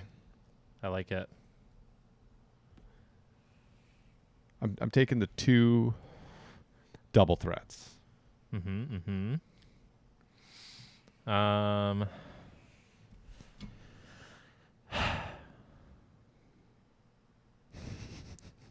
This is crazy. What are we... Why is Scott calling me? Oh, hello? Wait, hello now? We're in a podcast. What do you want? Oh, bro, you got in? Did I get in? Your name's not on the wait list, and I went to the registered players list, and your name's on there without the wait list number next to it. Oh, shit. Hold on. I'm looking. I'm on the thing right now. Oh, PDGA. shit. Please, We're literally picking top 4 picks to make a bet for finishes. Zach Fortuna, now you have to add Zach in there. 7:40 a.m. That's when I'm second to T. Yeah. Oh my Dude, god. you got in off the wait list. You got one of the last cards. That's crazy. You're in. Cards in terms of reverse. Well, yeah. All right. Do you have the day off? Are you going to come pull my card around? I can't get Friday. Oh, They fucked me at work. You're don't you make the schedule? Is No. As in, my boss's boss Yeah. came to our branch today and told me that because the manager of our Wixom branch quit, I'm covering the Wixom office on Friday by myself for the day. Oh, that sucks. So, even though I could have told my boss I was taking the day off, when his boss shows up and says no, Yeah. I don't get to say no to that. I see. But I still am off Saturday and Sunday, so I will drag your card both of those I think the days. tournament yeah. is Thursday, Friday, Do Saturday, well enough isn't the it? First day, so we don't tee at 7:30. Is it Thursday, Friday, Saturday, or Friday, Saturday, Sunday? I thought it was Friday, Saturday, Sunday. I thought it was Friday, Saturday, Sunday. What's it say on disc golf scene? It says July 23rd. It's Friday, Saturday, Sunday. Okay.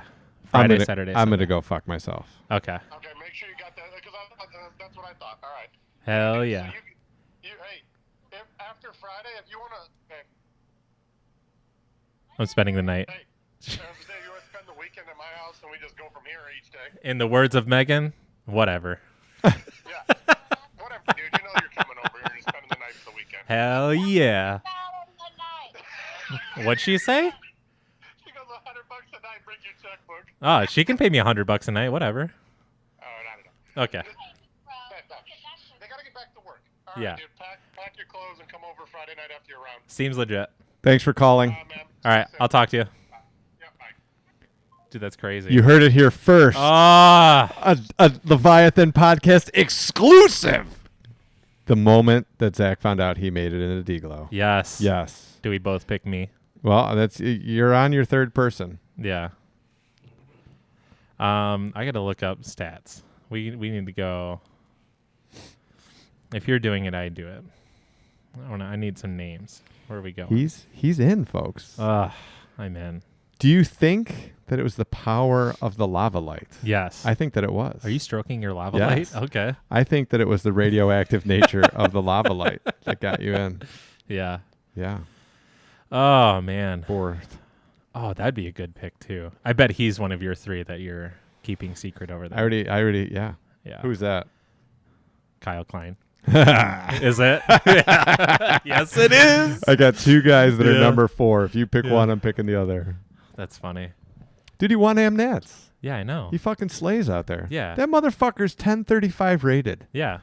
That's insane. Yeah, it's awesome. Good for him. Yeah. We're getting a lot of 1,000 rated people out here now, which is nice. Yeah. Which I think will help We can break the ceiling. with, yeah. The something. Michigan suffocation. Yeah, whatever the fuck that thing is. Yeah. Like, and you know it's got to be true when you got the top pros who come out here and are experiencing the same thing. Yeah. Like when having a conversation with Yuli about it and just being like, yeah, I don't, Yeah. what's happening? The other thing is once you leave Michigan and go on tour, you gain like 20 points. On Yeah, your like rating. automatically. Yeah, auto. Yeah. Yeah. It's kind of wild. I'm going to go Klein for sure.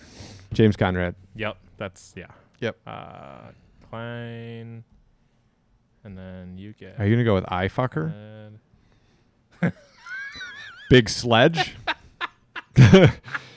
Big Sledge is a good no, pick. I'm not going He's with. got the dual threat. No. He's got the putts, dude. Fucking toboggan comes down to 35-foot putts. Yep. Are you gonna take Big Sledge? Nope. He's gonna throw him in. No. I think he uses the same zone I do. Maybe. The big money zone that I use. I Yeah. think that's the same zone he uses. Maybe. I'm pretty sure. Whatever the term was that he won, I saw him throw it. I was like, I think that's the fucking glow zone. I think that was my zone. I might have given that to him. Well, like, people see what I use and then they copy it. yeah, They fanboy me. that is true. Yeah. It's called fan manning though, because I'm old. Dude, I don't know. I have a lot of bias on some people because I've had poor experiences with them, Yeah. so I don't root for them. Oh, that'd be a good one. Do we go read for Skira? No. The course has it. in Read for you, him. yeah. Oh, for sure. Like Reed, he could park every fucking hole. He's not going to win. Yeah. Not one putt outside of 15 for the first putt. He would end with at least 3 putts outside Yeah. of 30 for the Oh, second is this putt. one of your guys? How many guys do you have? I know you 4. have one pick left. I have 4. No, Yeah. I have them all picked. Okay. Paul, Eagle, Ricky, Conrad. Oh, yeah. Okay. Conrad's your last one. Okay. Yep. Was Dickerson in one of your picks? No. Really? Yep. He's what I'm thinking about. He was one of my when I had 4 to pick. Yeah. He's the one that didn't get named. Okay. I see. Yep. I think that would be a good one. I felt 'Cause we like got, Dickerson when I won the Masters at Firefighters Classic. really? Yeah. Just a pure padded stat of like PDGA win. You know? Yeah. Yeah. It was against 4 dudes in the rain at Firefighters. I'm going to go Dickerson. Okay. We'll go Dick and Tenders. Okay. So you've got the Klein, I've got the Conrad. All right. Let's do the posty post. And then it's going to come down to what are we going to bet? True. Sleeper pick Luke Taylor. Who's Luke Taylor? I think he's It sounds familiar. I think but he's the guy that's been killing it here. Okay. Is he the one who won Amnats? I don't remember the guy's name who won Amnats. I think he's the guy that Okay. won Amnats. I got to pee. Okay. P break. Yeah, he won Amnats Kid. in sandals. Did he? Yeah, he played the last round in sandals. Literally sandals. Why? He was winning by so much and he just didn't care. Really? Yeah. Yeah. That's hilarious. Josh Taylor's kid? Okay, that makes sense. That's hilarious. Oh. Nice sweatshirt, bro. Thanks, bro. And we're Going to Deglow. Oh, I would caddy for you, but there's no That's way. okay. I'm too crippled. that's okay. I want you to caddy here. That's hilarious that he played in sandals the last round. Yeah. How much did he win by? Enough. I don't Yeah. know. Yeah. Whatever. I really don't think it mattered. Yeah. Yeah. That's crazy. Yeah. But yeah, so Josh Taylor, I know Josh Taylor, really nice guy.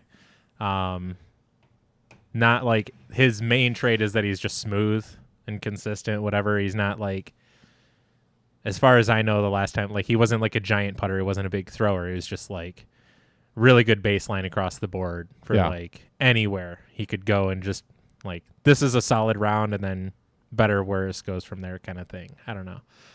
But yeah, Jared, there's been a few times where he's like, not fuck that guy, but like basically that. Yeah. Not like he's not a bad person. It's not a bash to him, but like How did I don't lose to understand. that? Yeah, like this dude's throwing nukes in the wind and it's just staying controlled, and I'm throwing my destroyers that are like beefy, so I can trust that they're not going to this, that, and the other thing, and then putting with wizards, which are substantially more stable to overstable than magnets that are pretty beat up. And Yeah.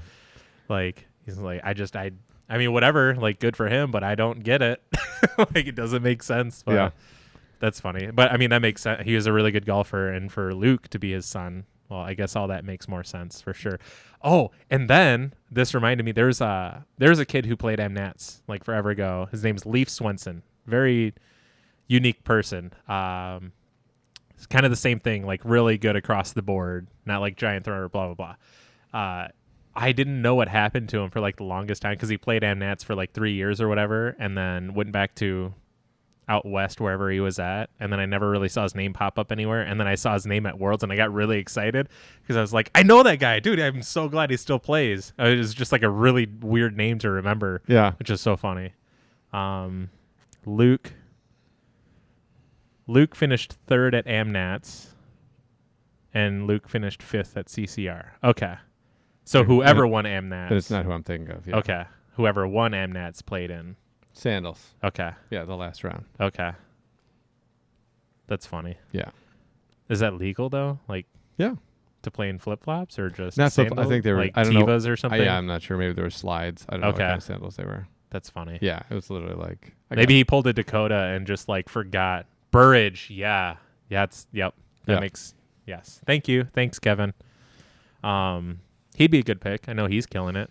Yeah. Burridge he just got picked up by Innova, didn't he? Yep. Yeah. For the rest of the season. Yes. Yeah. Which is wild. Yeah. Very cool. Good for him. I know that was a question on Rob made a list for us on the podcast section, which is literally a plethora of things old and new since we last podcasted. Not the most recent one, but like our gap time. Yeah. And that was one of them. And in the end, he was like, some stuff's just old and already answered. And one of them was like, who's Burge going to get picked up by? And it's obviously Innova because, well, they did that. Yeah.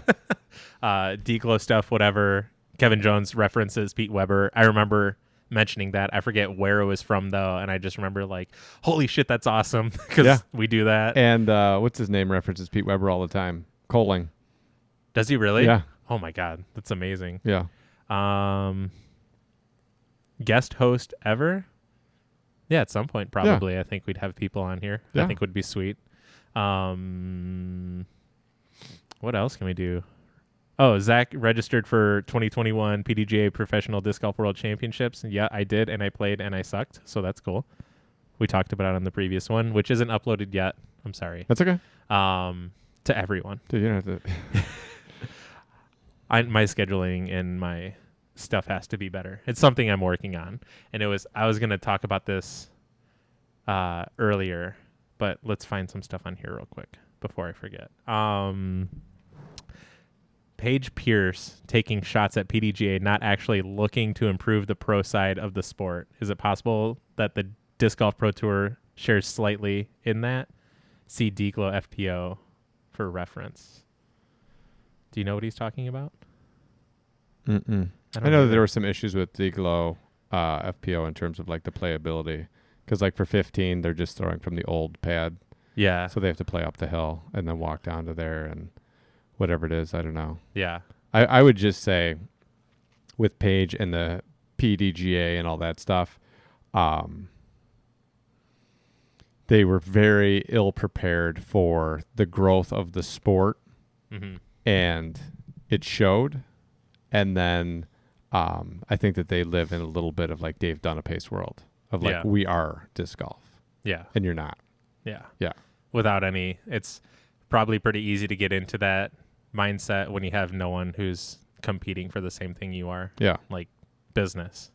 Unless you have in my opinion, like the right mindset of just like, how can I just improve on what we're doing already? How can we be better? Yeah. Instead of like, well, we're it, and we've already like established whatever, and there's no fire being lit to improve. So Yeah, it takes a very, very, very special person in their mindset of inclusion to be able to like be a commissioner for a sport. Mm-hmm. And I think basically in terms of being the president or whatever it is for the PDGA, you're basically the commissioner of disc golf. Mm-hmm. And I think that it's very, I would look at, if you have those skills to be really good at that, you probably already have a really serious job. Mm-hmm. You know what I mean? Yeah. Like if you have the skill set to be able to run something of that magnitude and actually like do it really well and all that, your best bet would be if you could catch someone that was like a retired executive. Yeah. You know what I mean? Like if somebody, there just aren't a lot of retired executives that are really passionate about disc golf at this point. Mm-hmm. So it's kind of like people getting in and whatever it is and doing what they do. I don't follow the PDGA and their like executive board and all of that stuff very closely, but I would look at like there probably haven't been a lot of like really business savvy or people who have a lot of experience running really big organizations that have like thrown their name into a hat to like run the PDGA. Mm-hmm. But I think it only takes one person.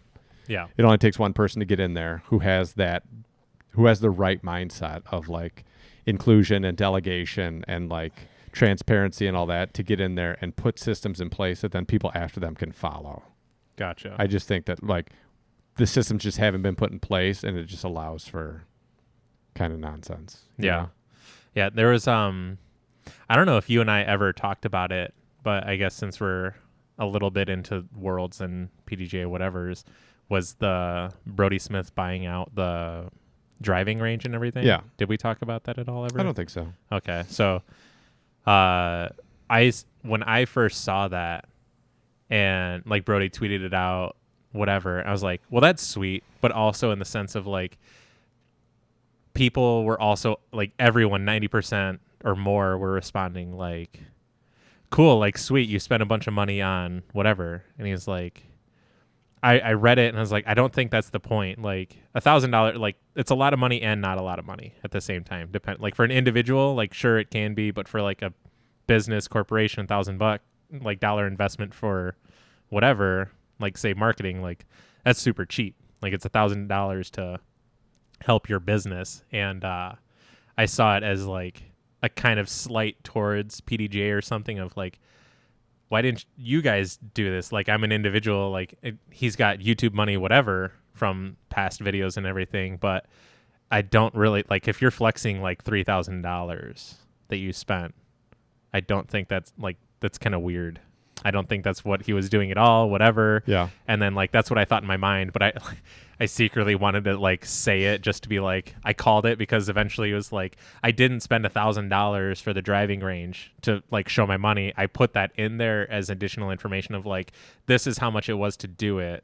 And it's really not that expensive. And if you were to like, I don't know, pull $1 or $2 from each player or whatever, it basically pays for itself like on entry fee or something. Yeah. So whatever, but like people are like, yeah, so cool that you spent this and that, like sweet that you have money and blah blah blah. It's like, but really it's not at the same time for like an event like this for world championships where like I think something like you wouldn't hear about this in any other sport. I don't think like for like the PGA like world championships or whatever the hell it is, if they didn't have a place to like practice or something and you found out about they like, wait, what? They don't have a place to like warm up and practice like driving or hitting the ball or putting or whatever. Yeah. Or like warming up for soccer, this or that and the other thing. Like, no, you're not allowed on the field. It's not your time to play or some weird. You'd be like, that's pretty fucking weird or something. You got to take some. No. Okay.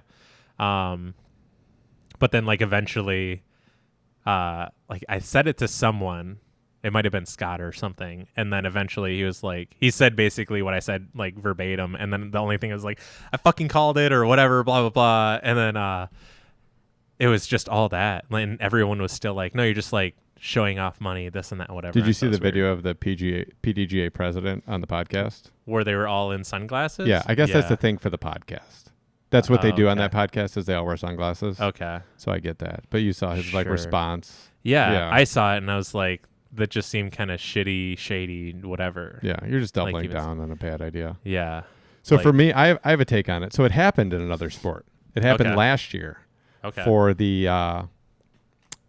Final Four for the ladies basketball, NCAA basketball. So NCAA has Section 9, if you ever hear about it. It's that all sports will be funded equally regardless of the money they bring in.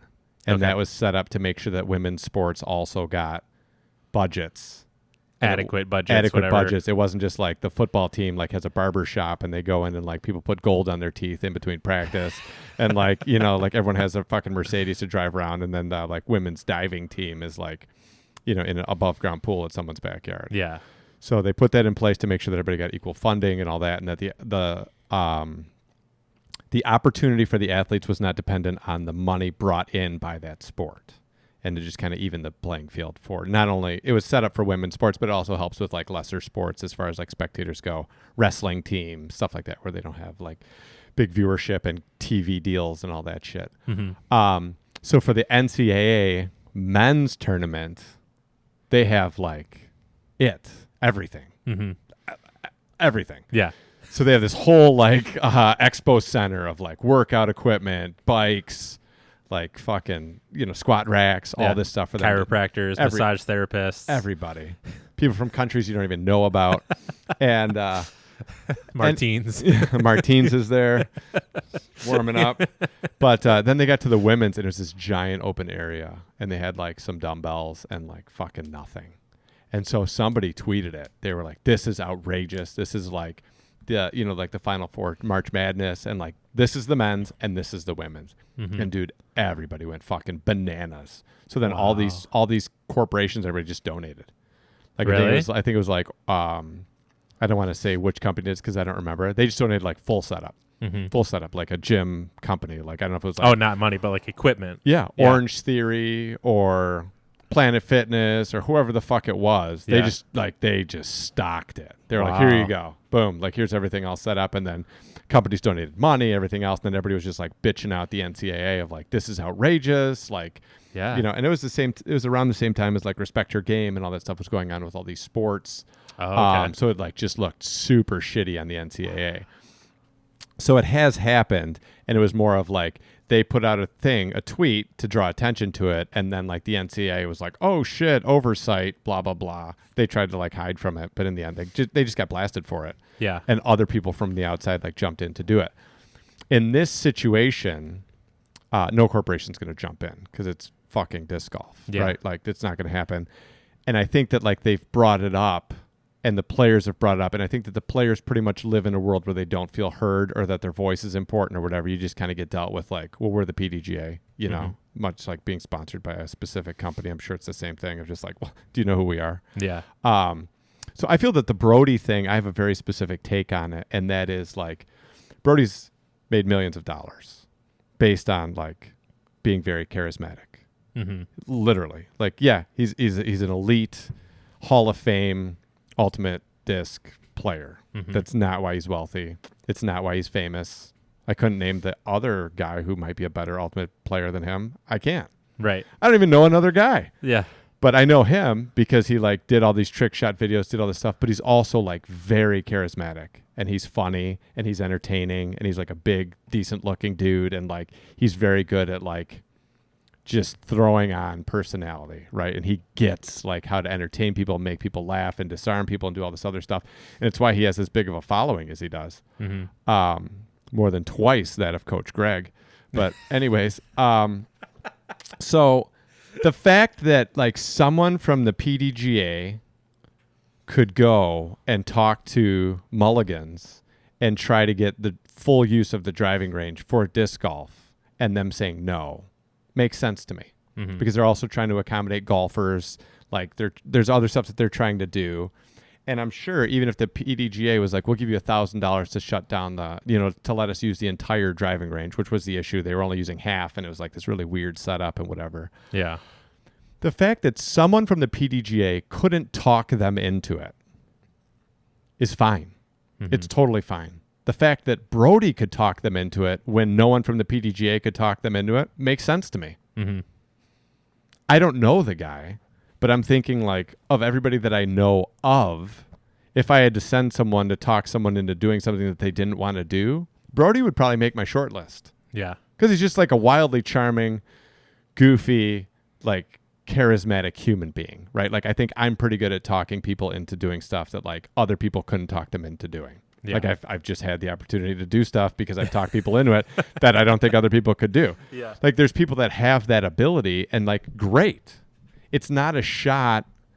Like it shouldn't necessarily be a shot that someone else couldn't get that done. The only thing that I felt like Brody missed on in terms of like the tone of that is like, all right, dude, like just to be straight honest, like how many times have you talked yourself into a situation that no one else could talk themselves into? If this was the first time, I get it. But the reality is I guarantee there were those sisters in Pittsburgh when you were on the road or whatever it is. Like I guarantee you've talked yourself into plenty of opportunities that other people could not do. So like just being aware of the fact of like, dude, I've literally made a career out of being charismatic. I've literally made a career out of like being funny and interesting and coming up with wacky ideas and like persuading people to find me entertaining, like whatever it is. So for him to be like, I can't believe that they could do it and all it took was $1,000 is naive. Because you could have sent a bunch of people over there with way more money, but they're not Brody Smith. They're not going to get the deal done. That's true. Yeah. So in that way, great. I'm glad that he got it done. I'm glad that he was big enough to be like, yeah, the $1,000 isn't what it's about. It's about like, this should be what it is. Okay, cool. I get that. The PDGA missed out on like bridging a gap of the players feeling unheard or not even wanting to be heard by the PDGA. And when Brody did that, instead of using that as a bridge to like, sweet, we actually have a whole bunch of people on tour with a whole bunch of skills that could like help us do stuff. And like, we could work together as a team to make this the best thing possible. It got very ego-y of like, well, he took a shot at us. I'm going to take a shot at him, blah, blah, blah, whatever it is. You could disarm it really easily. Be like, yeah, you know, this is a guy who's made an entire career and a small fortune off of being charismatic. The fact that he could go and talk them into letting us use the driving range when people from the PDGA couldn't makes sense to me. And good for him, and that's great, and it's awesome that he was able to do that. Hopefully in the future, like you just call him as it is and put your money where your mouth is instead of your money, like you as a person. Hopefully in the future, if we have any difficult negotiations that the PDGA needs, that Brody will gladly go and hopefully will have the same amount of success in the future to like do things that we just can't get done. Yeah. And hopefully he'll make himself available for the better of the sport to like be that contact person if we need them to like go somewhere and, you know, and you like, you didn't have to say it that way, but like there's plenty of ways to use it as an opportunity to be like, yeah, probably in the entire sport, one of the top 5 people at being able to talk someone into doing something. Okay, great. The fact that no one else could do it, is that a shot against them? No. Yeah. He has like a very specific skill set of like being this charming guy, you know, like, I don't know. I just thought that they missed an opportunity to like bridge that gap and be like, yeah, it was awesome that he could do it. The fact that he could do it and other people couldn't shouldn't be surprising. Like he's literally made a fortune from just being charismatic, and like, it's great that he did that. And in the future, like, you know, hopefully he'll be available to help us get some other stuff that like we just can't seem to get done on our own.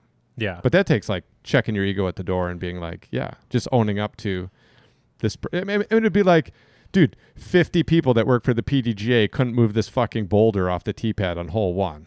Yeah. But Ezra moved it. And then being a dick about like, you know what I mean? Like, yeah. Ezra being like, well, no one could move the boulder on hole 1, so I moved it. Yeah. Like, yeah, of course. If someone could move it, it's going to be fucking you. You're a musclehead. I know you only eat beans, but still. So next time we need it done, would you mind coming to do it? Yeah. Thanks, Ezra, like for moving heavy shit. Do you think that's a lax or oversight on PDGA's part of just trying to better the sport? Does that make sense, what I'm asking? It's not about bettering the sport. It just got into an ego situation. Yeah. So they felt like Brody came into it with a thing of like flexing his ego and like, I'm Brody Smith and I did this and whatever, which I don't think was the intent. And I don't think it was the situation. And then their ego was hurt. Yeah. And instead of like taking a step back and saying, how can we use this to our advantage? Like Gabby worked for a restaurant company. COVID hit. They sent out emails to try to like intimidate people to going back to work. And I read it and I was just like, do they not have a legal department?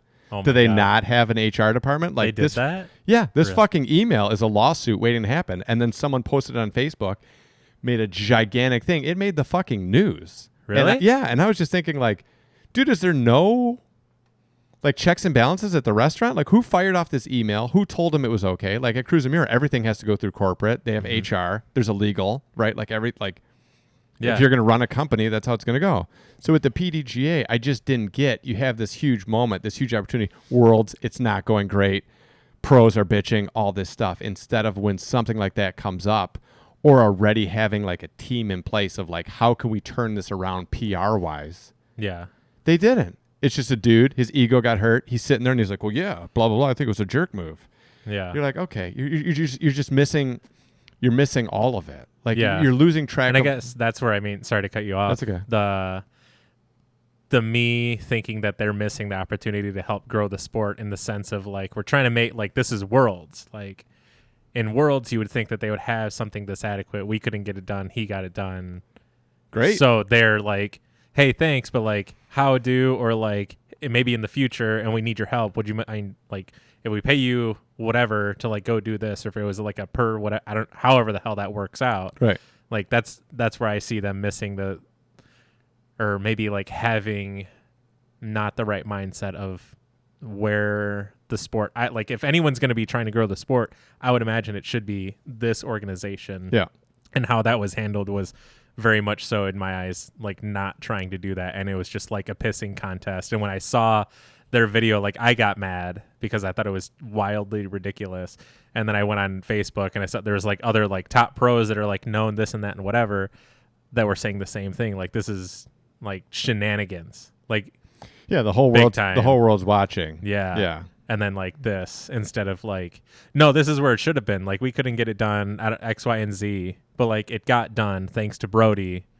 And like next time we're going to try to do better because this is where it should be. But I totally get like the ego thing. Yeah. Sure. And if you feel like someone took a shot at you, there's a way to give them a consequence and come out looking good. Yeah. Okay.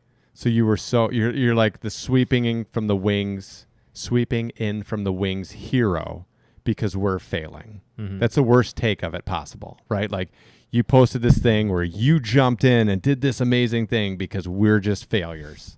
Mm-hmm. And you saved the day and you put the $1,000 up or whatever the fuck it is. And you were able to get this done because we're failures.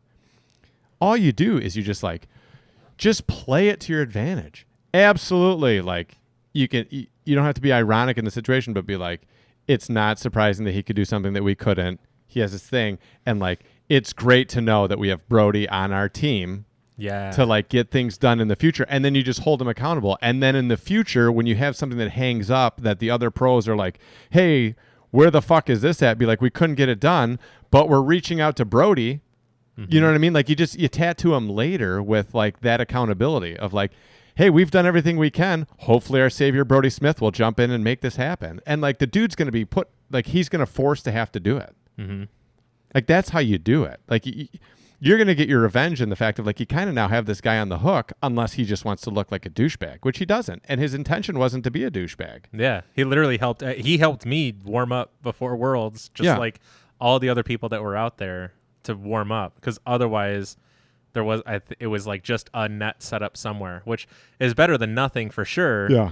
But being able to like have this giant open space where like a lot of people can warm up instead of just a couple throwing into a net is much better. Having a handful of baskets instead of one to just put on, so much better. Like it was for the players for sure, like himself, but he was like, this is how it should be. Like everyone should have a proper place to warm up. And I didn't think that I owed Brody something other than like a thanks for doing that. That was awesome. Yeah.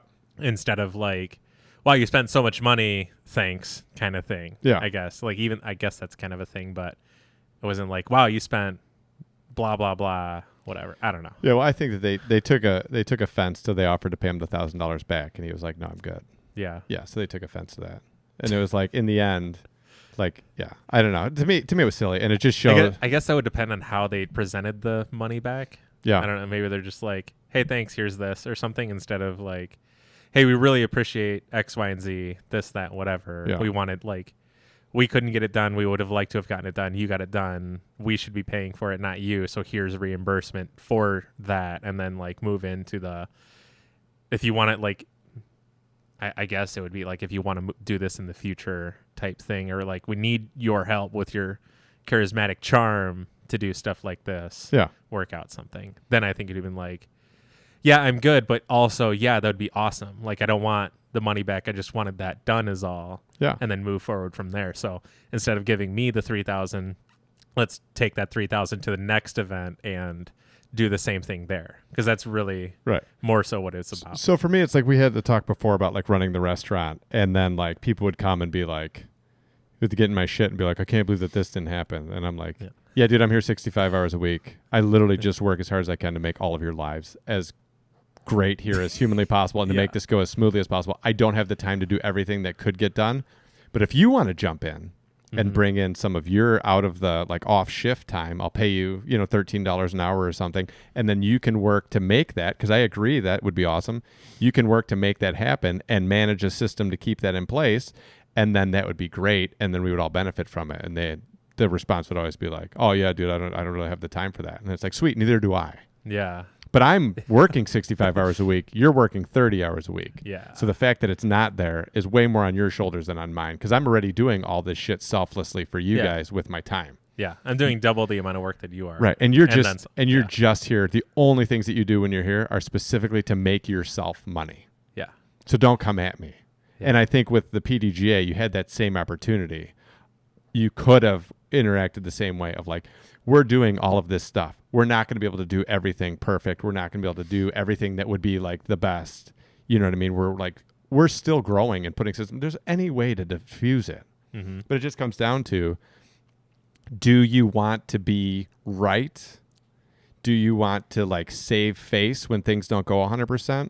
Or do you want to be the guy that's like trying to move things forward, but realizing like there's some like growing pains in terms of moving things forward, and everything's not always going to go great. Yeah, or like just the typical trial and error. Like I think this is how the sport is going to grow, and then you like put money into it, time, energy, people, whatever into it, and then it just doesn't work, and then people are just going to be mad about it and just be like, well, we're trying though. Like it didn't work. Yeah. So we're going to not keep doing this because that would be dumb. If we're trying to grow the sport and then we keep doing this and we already know it's not going to work, it would be crazy for us to keep doing this. We're going to try something else and see and go from there. Like, yeah, it's like when you go to the TD of a shitty tournament that's run by a shitty TD and you have like an issue with something that happened and you walk up to talk to them and their eyes just glaze over and they're like, someone else bitching. Here we go.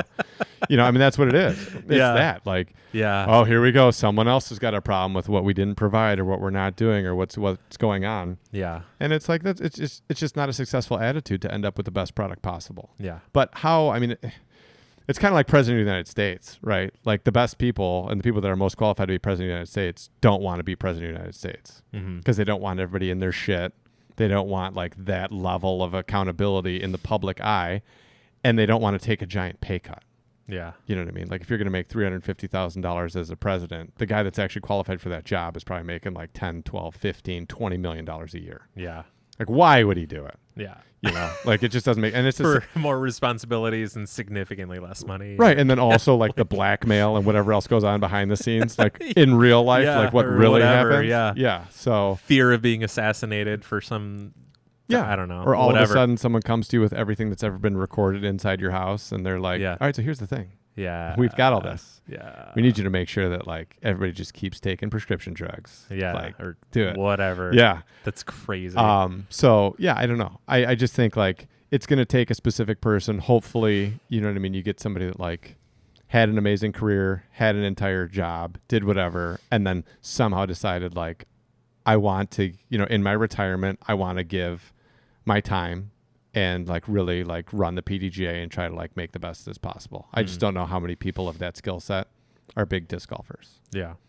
But there's people out there to do it. I just don't think that they want the job. Yeah. Make it a little more appealing or something. Yeah. And you just it's just going to be like, you just need that one person because all you have to do is really set up, like, you just have to delegate properly. You have to set up a committee for, whatever it is. You have to set up a committee for this, committee for that, and then just like put people in places to be in charge of all of those things. And you need some pro tour player liaison with the PDGA. It's the same thing we were talking about Metro Parks. Like, yeah, if I go to the Metro Park and I bitch about it getting mowed, like they know they can just blow me off and it's not a big deal. But if we have like the same person that like can build a relationship with that person, or if we just send 100 letters in the mail a month till they mow the grass, like it becomes a different thing. Yeah. And I think the way that it's set up right now with the PDGA is like, it's just a bunch of voices coming in and they're like, oh, blah, blah, blah, because they're not actively pursuing like, this is the most valuable information we have, because these people are bigger than the PDGA. This is a reality. Like these people have millions of followers. If you take the top 50 people of each gender, you know what I mean? You're talking about tens of millions of followers. These people are more influential than the PDGA. Let's get it together. Let's get like the input that we can get and try to make it as good as it can be. You got the budget. You know, I don't know. To me, it's just an ego thing. It's dumb. Yeah, totally. I actually thought when I was first watching the video with the 4 guys or whatever, I thought they were just like memeing. I thought they were joking. I thought it was like a whatever thing. And then after a couple things were set, it was I don't remember the guy's name. He might have been the president, or I think he was the blue shirt, short hair, whatever. He called out Brody, calling it being. He didn't call him a douchebag, but something along those lines, more word friendly, I guess. Yeah. And then that's when it's like, oh, this is like a thing. Like they don't like this. They thought it was real shitty of blah blah blah. It's like, it's a jerk move. This isn't good. He's just trying to grow his brand. Yeah. And that was like, what's happening right now? I thought it was wild. So yeah, it was crazy. It was totally crazy. Yeah. Yeah, it's an embarrassing moment for the sport. Yeah. You know, and I like Paige's take on it was like, again, on the Nick and Matt podcast, they interviewed her and she was like, yeah, like I had a person come up to me after the first round and ask for my input on the course and on the tournament. Really? Yeah. She's like, tournament's already started. You can't do anything. Why the fuck are you asking me now? Yeah. Like, how does that make any sense? And it's not like you can't get in touch with these people. Yeah. You know what I mean? Like I feel like it'd be pretty easy. Yeah. And a lot of those people were there, you know what I mean, for like the week ahead of time. Yeah. 2 weeks ahead of time. Yeah. Yeah. Yeah. Just like crazy. I mean, like it could be as simple as like investing in some hats. Yeah. I know an embroidery guy at Oakland Mall. Like just get some hats. PDGA staff member hat. And just have like 2 dudes go out to the course and just walk around and ask people, hey man, you had a chance to play the course? Yeah. What are your thoughts? Yeah. Something. Like, dude, give them I don't know, record it on their phone, whatever. Just like interview them. It doesn't have to be video, just audio. Yeah. And just 2 whatever Facebook guys. group. Yeah. 2 whatever Anything. guys just going around. Yep. That's it. Hey, thanks for your time. Next group of people. Hey, what do you guys think? Yeah. What are your thoughts? That'd be what good. would you guys like to see? Yeah. What about this? Yeah, I don't know. That was the thing. So when I worked with horses, there's 2 ends of it. One is you work for Of the horse? Yeah. Of horse shows. So you work for a trainer, right, who then like has clients, they train horses that they're in charge of. You're in charge of like making sure all the equipment for all the different horses, all the people, all the horses, all their stuff goes, that you're set up when you get to the show, that everything's all whatever. You do all that. And then you care for and make sure all the horses make all their stuff and whatever, and everybody gets everything that they need to do for that trainer. The other side of it is working for the show. So the show itself is run by like the guy that has. It's the same as PDGA. It's just it's a different thing for horses, right? So you have to like get the show. There's different things. Same thing, you know, like FEI, which is like the big World Cup stuff and all that. And then you have like A shows, B shows, C shows, right? It's the same as disc golf. And you have to get like that show. You have to get it scheduled and sanctioned and all that other stuff. But when you get to the top, there's like 5 dudes that do those shows. Okay. And you can't fuck it up. Yeah. You can't. Because like that horse in the ring, if the ring isn't set right, if whatever it is, there's a lot of money on the line. Like the one class was for $1 million. Wow. At Spruce Meadows, at the Masters, Spruce Meadows in Calgary, and there's a handful of guys that run those shows. So they take an area, they put in rings, or they find an area that has rings, and then they contract out all the land, put in electrical, you basically build this little city, set up all the tents for all the things. You need to have bedding, you need to have like all this shit, feed everything, and then bring in the staff and everything and like make this shit happen. And the reality is like on the big stage, there's like 5 dudes that can do that. One of them was an ex-military guy. I forget his name because it's just been a long time. Jocko. Hugh was his first name. Okay. And there's a fucking army. The dude just stood on top of the hill with a fucking walkie-talkie all day. Really? Do this, do that. What's going on over here? What's going on over there? But to like have the vision, to have everything set up so there's no hiccups is insane. Mm-hmm. Like it's just an insane endeavor. Like Palm Beach, that to be set up. Dude, there's over 2,000 horses. It's a fucking field. You know what I mean? There's like a giant field. They've put in infrastructure over years, but in the end, like you're setting up tents, you got stalls coming in, you got all this shit coming in. The horses are going to be here on this day. This has to be ready. What if it rains? Like, you have to set in irrigation, all this crazy shit. But if you do it wrong, like you're done. Dude, you're done. Like if you go and like I was at the National Horse Show in Washington, D.C., and it's an indoor ring. They set up the footing. The footing did not take properly. Underneath it's concrete because there's like basketball and hockey that plays in the same arena. I forget, it's like the MCI Center or something.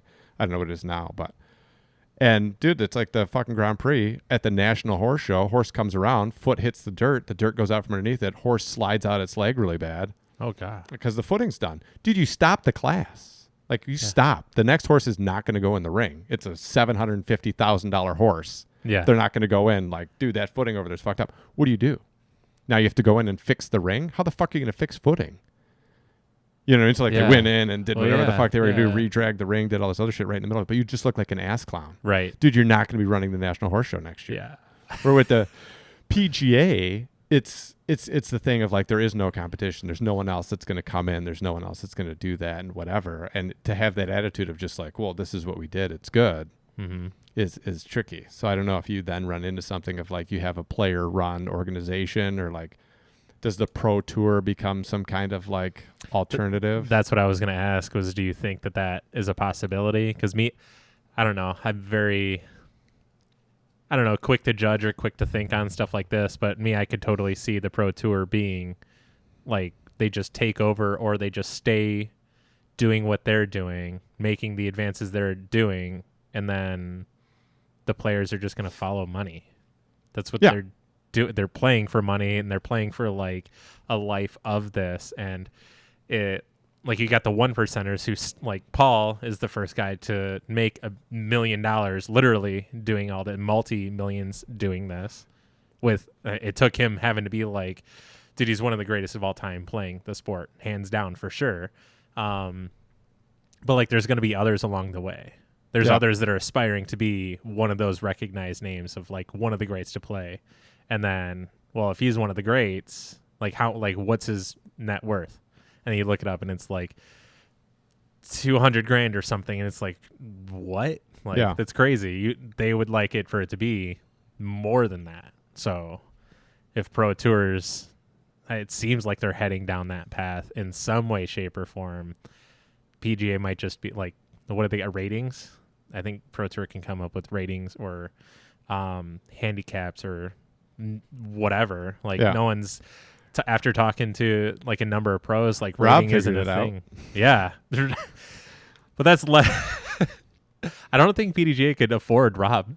No, he's literally like he's worth so much. It's crazy. Yeah, he's so good at so much, and then just how like this is like his fun time. Yeah, of doing like this stuff, which is hilarious. Yeah. So thanks, Rob, for everything you do, even just for us. Yeah. This little old Leviathan and gangster. Yeah. Super dude, super gangster. We have a tool that most people just don't have. Yeah. For sure. What else? There was something else I was gonna say. But yeah, I like Jeff Spring ever since he's been involved and like he just down to the quality of live stream. It went from being just like unbearable, but he's the guy who at least somebody in the company is like, what can we do to like be better? Like we're live streaming. No one else is live streaming. Yeah. We could just leave it at that. Like, what else do you want? You got live disc golf.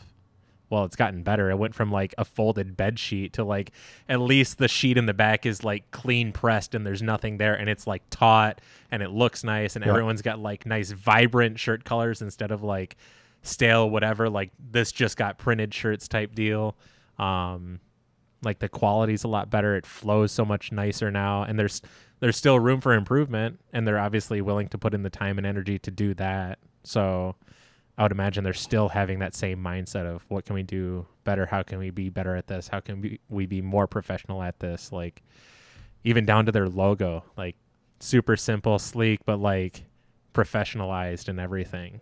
Yeah, it comes down to like Paul, right? Had like I said before, like Seinfeld vision, right? Like Seinfeld as a comedian wanted the fucking family-based primetime sitcom because he's like, I'm going to make $500 million doing that. Yeah. So if I can get really good at clean humor and I can put together a show around it, right? Like I will do that. And that's what he wanted. It wasn't like I want to be the funniest stand-up comedian telling dick and fart jokes and whatever. Like he started out like I'm going to do this and he fucking did it. And him and Larry David made $500 million or more. At this point, I have no idea how much money they made. But a lot.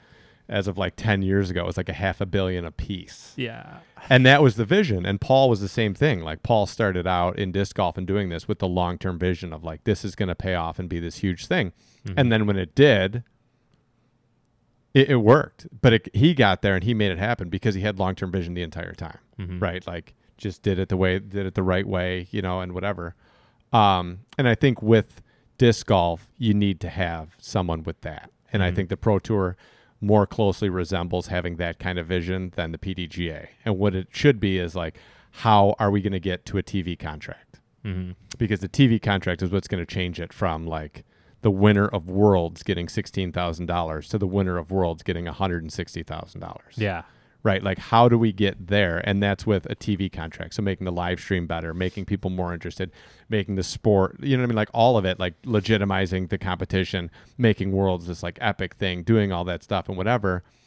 Whoever has that long-term vision is going to reap the rewards. And I think it'll be interesting if the PDGA is wedged out of it. Yeah. Because you're only wedged out of it because you deserve to be wedged out of it. You know what I mean? Like it's a capitalist society, and if somebody can figure out how to jump in line in front of you, they deserve it. Yeah. At least it's at least that's how it's supposed to be on paper. Yeah. Or if you don't want to be wedged out, get better. Or how can you how can you get out of this weird wedge? Yeah. Like set up a system. What are they doing that you're not that you can do, or if not better? Like because there's no reason why you both can't be a thing. Yeah, I don't know. Like, you have Lowe's and Home Depot. Like, you have two right down the road that are next to each other, and they still exist. Yeah. Totally fine. Yeah. One's a winner, though, and one's a loser. Yeah. And that's how it plays out. And in this situation, like, you know, I don't know. Like, you're going to end up being strictly like a governing body that just makes rules and keeps track of stats. Yeah. And then, like, the actual growth and popularity and all the stuff of the sport is going to be a private enterprise. Which is unfortunate, but that's just the way it is. So I don't know. I looked at it as like a total loss. Like shit on you because you couldn't get done all the things that you should have gotten done. You had 2 years to plan for this Worlds. It's not like you didn't have time. Yeah. And it's not like you had extra time, if anything. That's what I'm saying. Yeah. And it's not like you saw the membership on the PDGA explode in COVID. Yeah. And everybody in the world, even people that don't know anything about disc golf, like there's been articles and all this stuff on disc golf about like it's such a growing sport and so many people found it during COVID because it was something you could do and all that. Like you had all that time. Dude, you could hammer out at least setting up committees and groups and you're in charge of this and you're in charge of that, brainstorming, what can we do for Worlds? This is where the events are going to be, going and talking to people, having Zoom meetings, doing all that shit. Dude, you could have had Zoom meetings for 18 months about like making sure there's plenty of fucking porta potties. You know, I mean, just stupid shit about like, hey, what if it rains? What if it doesn't? Like all that stuff. Like if you go into it and you get caught with your pants down, you just come out. It's like if you do something at work and you screw up, you just say like, yeah, my bad. I'm working hard. I'm trying to do the best that I can. I didn't think that this was going to happen. I didn't think that was going to happen. I didn't see this as an issue. It ended up being an issue. Yeah. We'll put a system in place so it doesn't happen again. That's all you got to do. There's no like, I don't know. You can't go at it the way that they go at it. And hopefully you just get new people in there that understand that. You know, you don't even need somebody that's like super crazy savvy about disc golf. You just need someone that's a great leader and that can delegate to people and understand that like there's people that are better at almost everything than you. And if you can get those people to do it, it's one less thing that you have to worry about and it'll get done better than you could do it. Just like anything, you know, but instead it's like, you want to be able to sit there and take credit for how great you did and everything. And it's not about that. Mm-mm. No one knows Like- that. No one's got pictures up. No one's following like the PDGA president on fucking Instagram. Nobody cares who you are, and it's not about that. If you're in it to make a name for yourself, you're in the wrong thing. Yeah, and I think arguably you could make a name for yourself just by focusing on being the best that you can and for like what your job is, and not trying to make a name. Like you're gonna get that regardless, especially like now. If you do a good job, you're gonna get praised and by everybody, like world champions, 700 rated alike, and everyone in between. It was funny. I forgot that when you talked about the explosion of numbers getting popped up, my buddy who got me into the sport didn't have a number, and then we played. I forget the name of the course. I think it was Adams Hollow. Really fun course, and he wanted to play for something. I was like, all right. Like at first, it was like, let's play for $5. He's like, screw it, whatever. I'm in. After sometime in the front 9 or whatever, I found like he never got a number. And I was like, okay, if I win, you have to get a number. Yeah. And I was like, sweet, because I'm for sure going to win, so you're for sure going to get a number. Yeah. And so eventually we went back that night, got a little toasty. He was in the middle of doing it. We both couldn't like figure out how, like he was struggling with it. I wasn't really sure what was going on. And then the next day I was like, did you end up getting your number? He's like, no, remember I got like stuck on it. I was like, oh yeah. So you're going to get your number? He's like, yeah, I'll do it now or whatever. And then he got his number and I was like, I bet you're going to be like 140, 50 or something like that. Yeah. Because it's like kind of crazy. And it would have been like, I wish you would have got it before. He's like, yeah, if I would have got it before, I would have been like low 30s, maybe mid 20s even or something like that. He got it. I think he's 189,000 or something like that. And I was like, that's hilarious. That's way more than what I thought it was going to be. It was like kind of wild. Yeah. Yeah, it's interesting.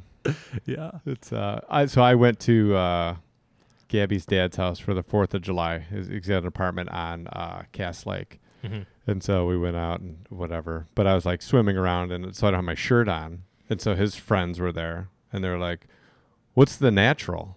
And I was like, "It's a movie." Yeah. They're like, "Oh." I was like, "Yeah, really like the movie." And they're like, "Oh."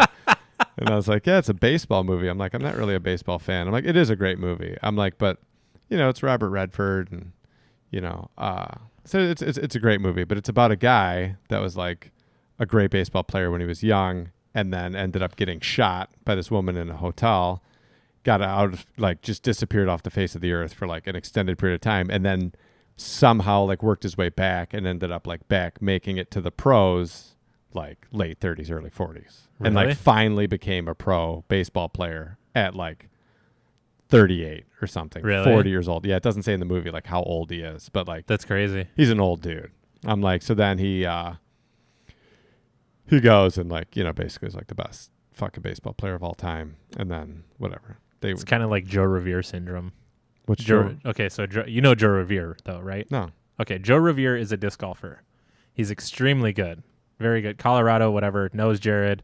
I ran into him at Worlds and I was like, hey, he has no idea who I am. I know who he is and I know that him and Jared know each other. So I started talking to him like I met him before. It's like, hey, like, you ever hear like from Jared ever? He's like, Jared who? I'm like, Roan. I'm like, whatever. He's like, oh shit, like, no, actually, not in a long time. I'm like, yeah, dude, like him and I used to play a lot back in the day when he lived in Michigan.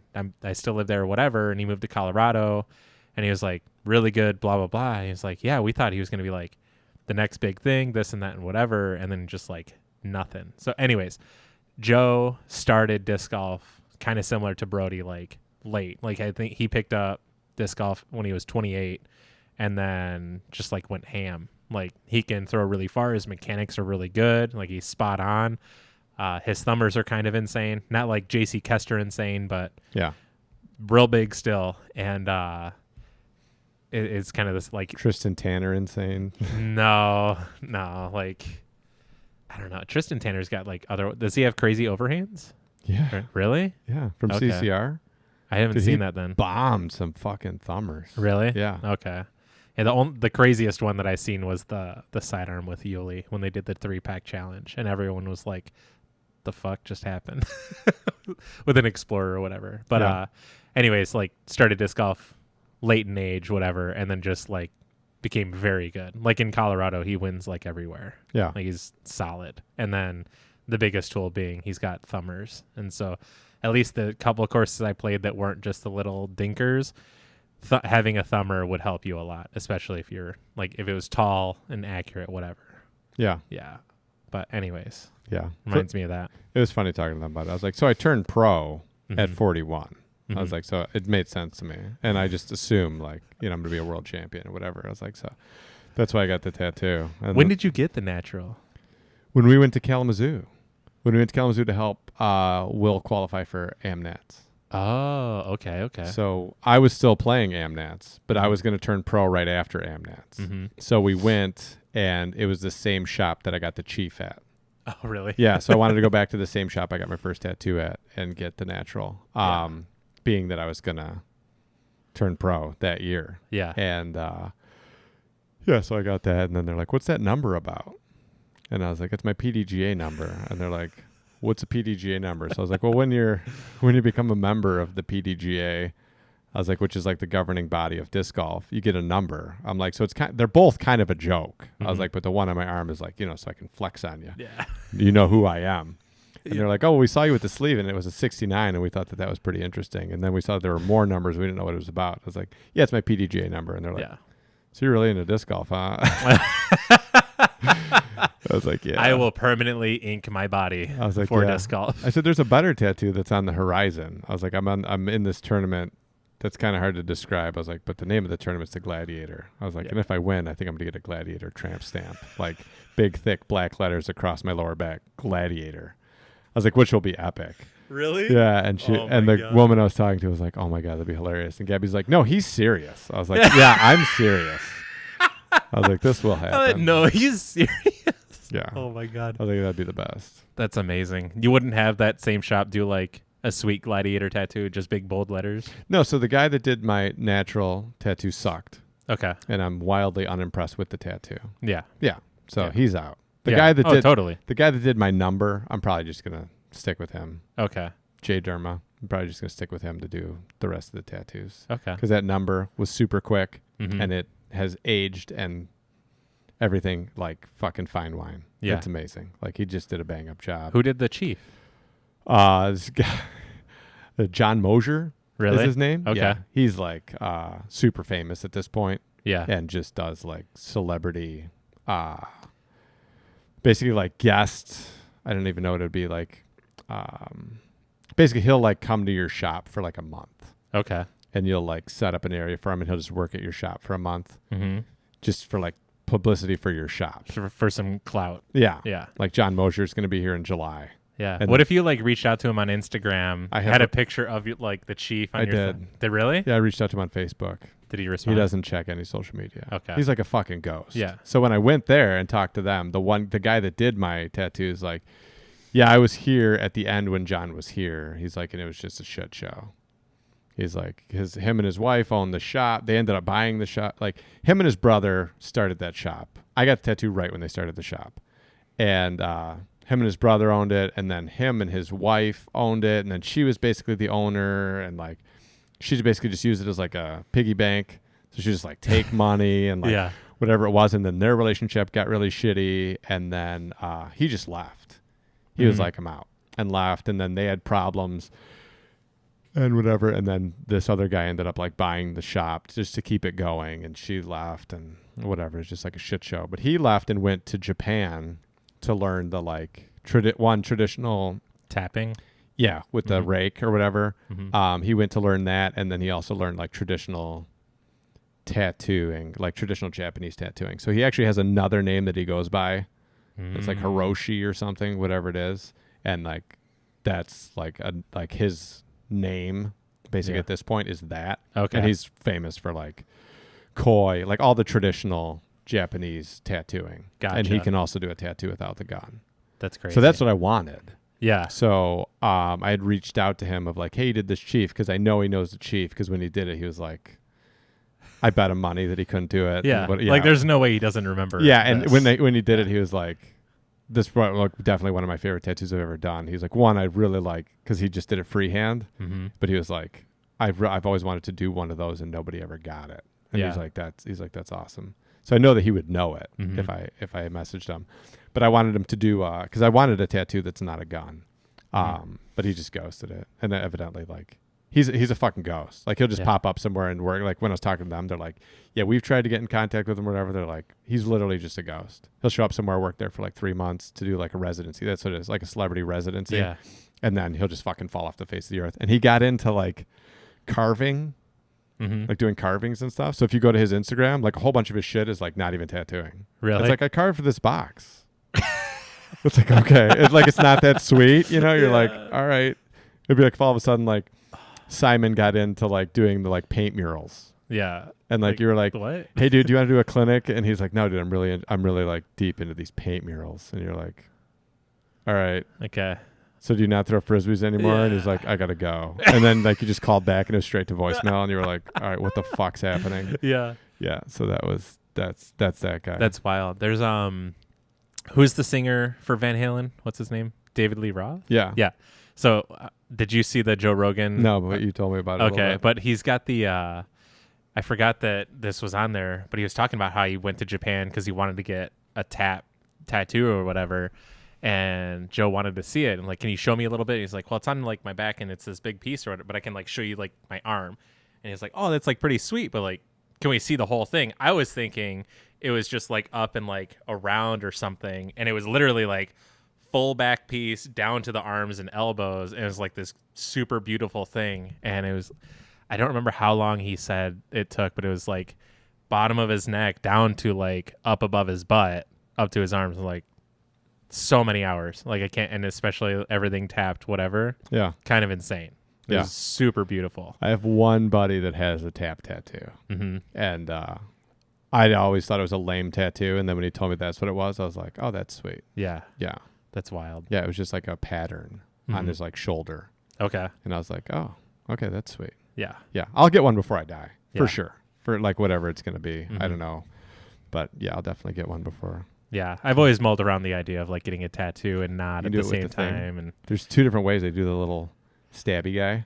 oh, that's You right. know what I'm talking about? Yeah. Or they do it where they have the little hammer. Yeah. Yeah. I forgot about that one. The little stabby thing. Little stabby guy. Yeah. Yeah, there's a lot with the I think with the hammer guy is Polynesian. So you can get like the Polynesian, like the Rock has and stuff like that. They do those with like the hammer. Gotcha. And then the Japanese ones I think are like the stabby guy. Really? Yeah. Okay. Wild. Yep. So much work. Holy. So much time. So Yeah. much time. Just do it. Yeah. But yeah, I'll get that. I don't think I'll get the gladiator with the rake, but you know, just get a big fucking black You should. tramp stamp. Be Maybe you hot. just get a like Brock Lesnar, just instead of on the front, on the back, you just get the big sword, Yeah. whatever type thing. I'll he's get it on got. my thigh. Yeah. Inside of it. Nice sword. Thanks. Yeah, dude. So we got the pictures from the wedding today. Did you? Yeah. Oh shit. So there's only one picture of me not really doing something wedding oriented or talking to someone from the wedding or like hugging a relative, and it's me talking to you. There's Really? there's two of them. Really? Yeah. Oh, that's amazing. Yeah. You look sharp. Thanks. Yeah. You look great. Picture's great. You look great. I was like, fuck yeah, there's Zach. That's awesome. It's funny because they're thrown in like out of order. Like almost all the pictures are in order. Yeah, and But- then there's just this one. It's like me standing up there getting ready to get married. Gabby coming around the corner. Me like hugging her dad. Zach. Hey. Zach. Me standing up there looking at Gabby. It's like the most funny. Like it's the most random moment of all the pictures. That's It's hilarious. like, and How'd they're- they do? Did they do a good job on everything? Yeah, they did a great job. Awesome. Yeah, I snuck in a whole bunch of quality. Really? Yeah, with facial expressions. Nice. So good. I've got some that are just so fucking dope. Gabby's like, what the fuck? I'm like, I wanted to have fun. You know what I Yeah. mean? I want to have fun with the pictures. These Yeah. pictures are going to be forever. you Yeah. know? You're not going to get a chance to take these pictures again. Yeah. So, So it's good. I just have like a smirk on my face for a few of the photos with my mom, and I think she's not going to be super pumped about it. really? Yeah, because she's like, when they took the picture of her stabbing me, like putting the boutonniere on, I was just like sitting there, like looking at her, like, like I don't know if she's going to stab me, but it looks like I'm just kind of smirking at her, so I think she's going to be kind of pissed off about that. Oh my God. But That's good, You though. can't go back. It is what it is. Yeah, whatever. But yeah, there's like so many, just amazing. Our photographer, not cheap, Yeah. was amazing. Well That's worth awesome. it. Yeah, Hell 'cause he yeah. got that forever. So. Very cool. All right, you ready to shut it down? Yeah, dude. We've been going at it for about 3 hours. All right, and then we've got next week Yeah. coming to you from this stunning estate, Troy, Michigan. The Leviathan Viking Podcast Workout Emporium Worldwide International. Dun-dun-dun. Boom. Dun-dun-dun-dun. Bye, everybody. Bye, guys.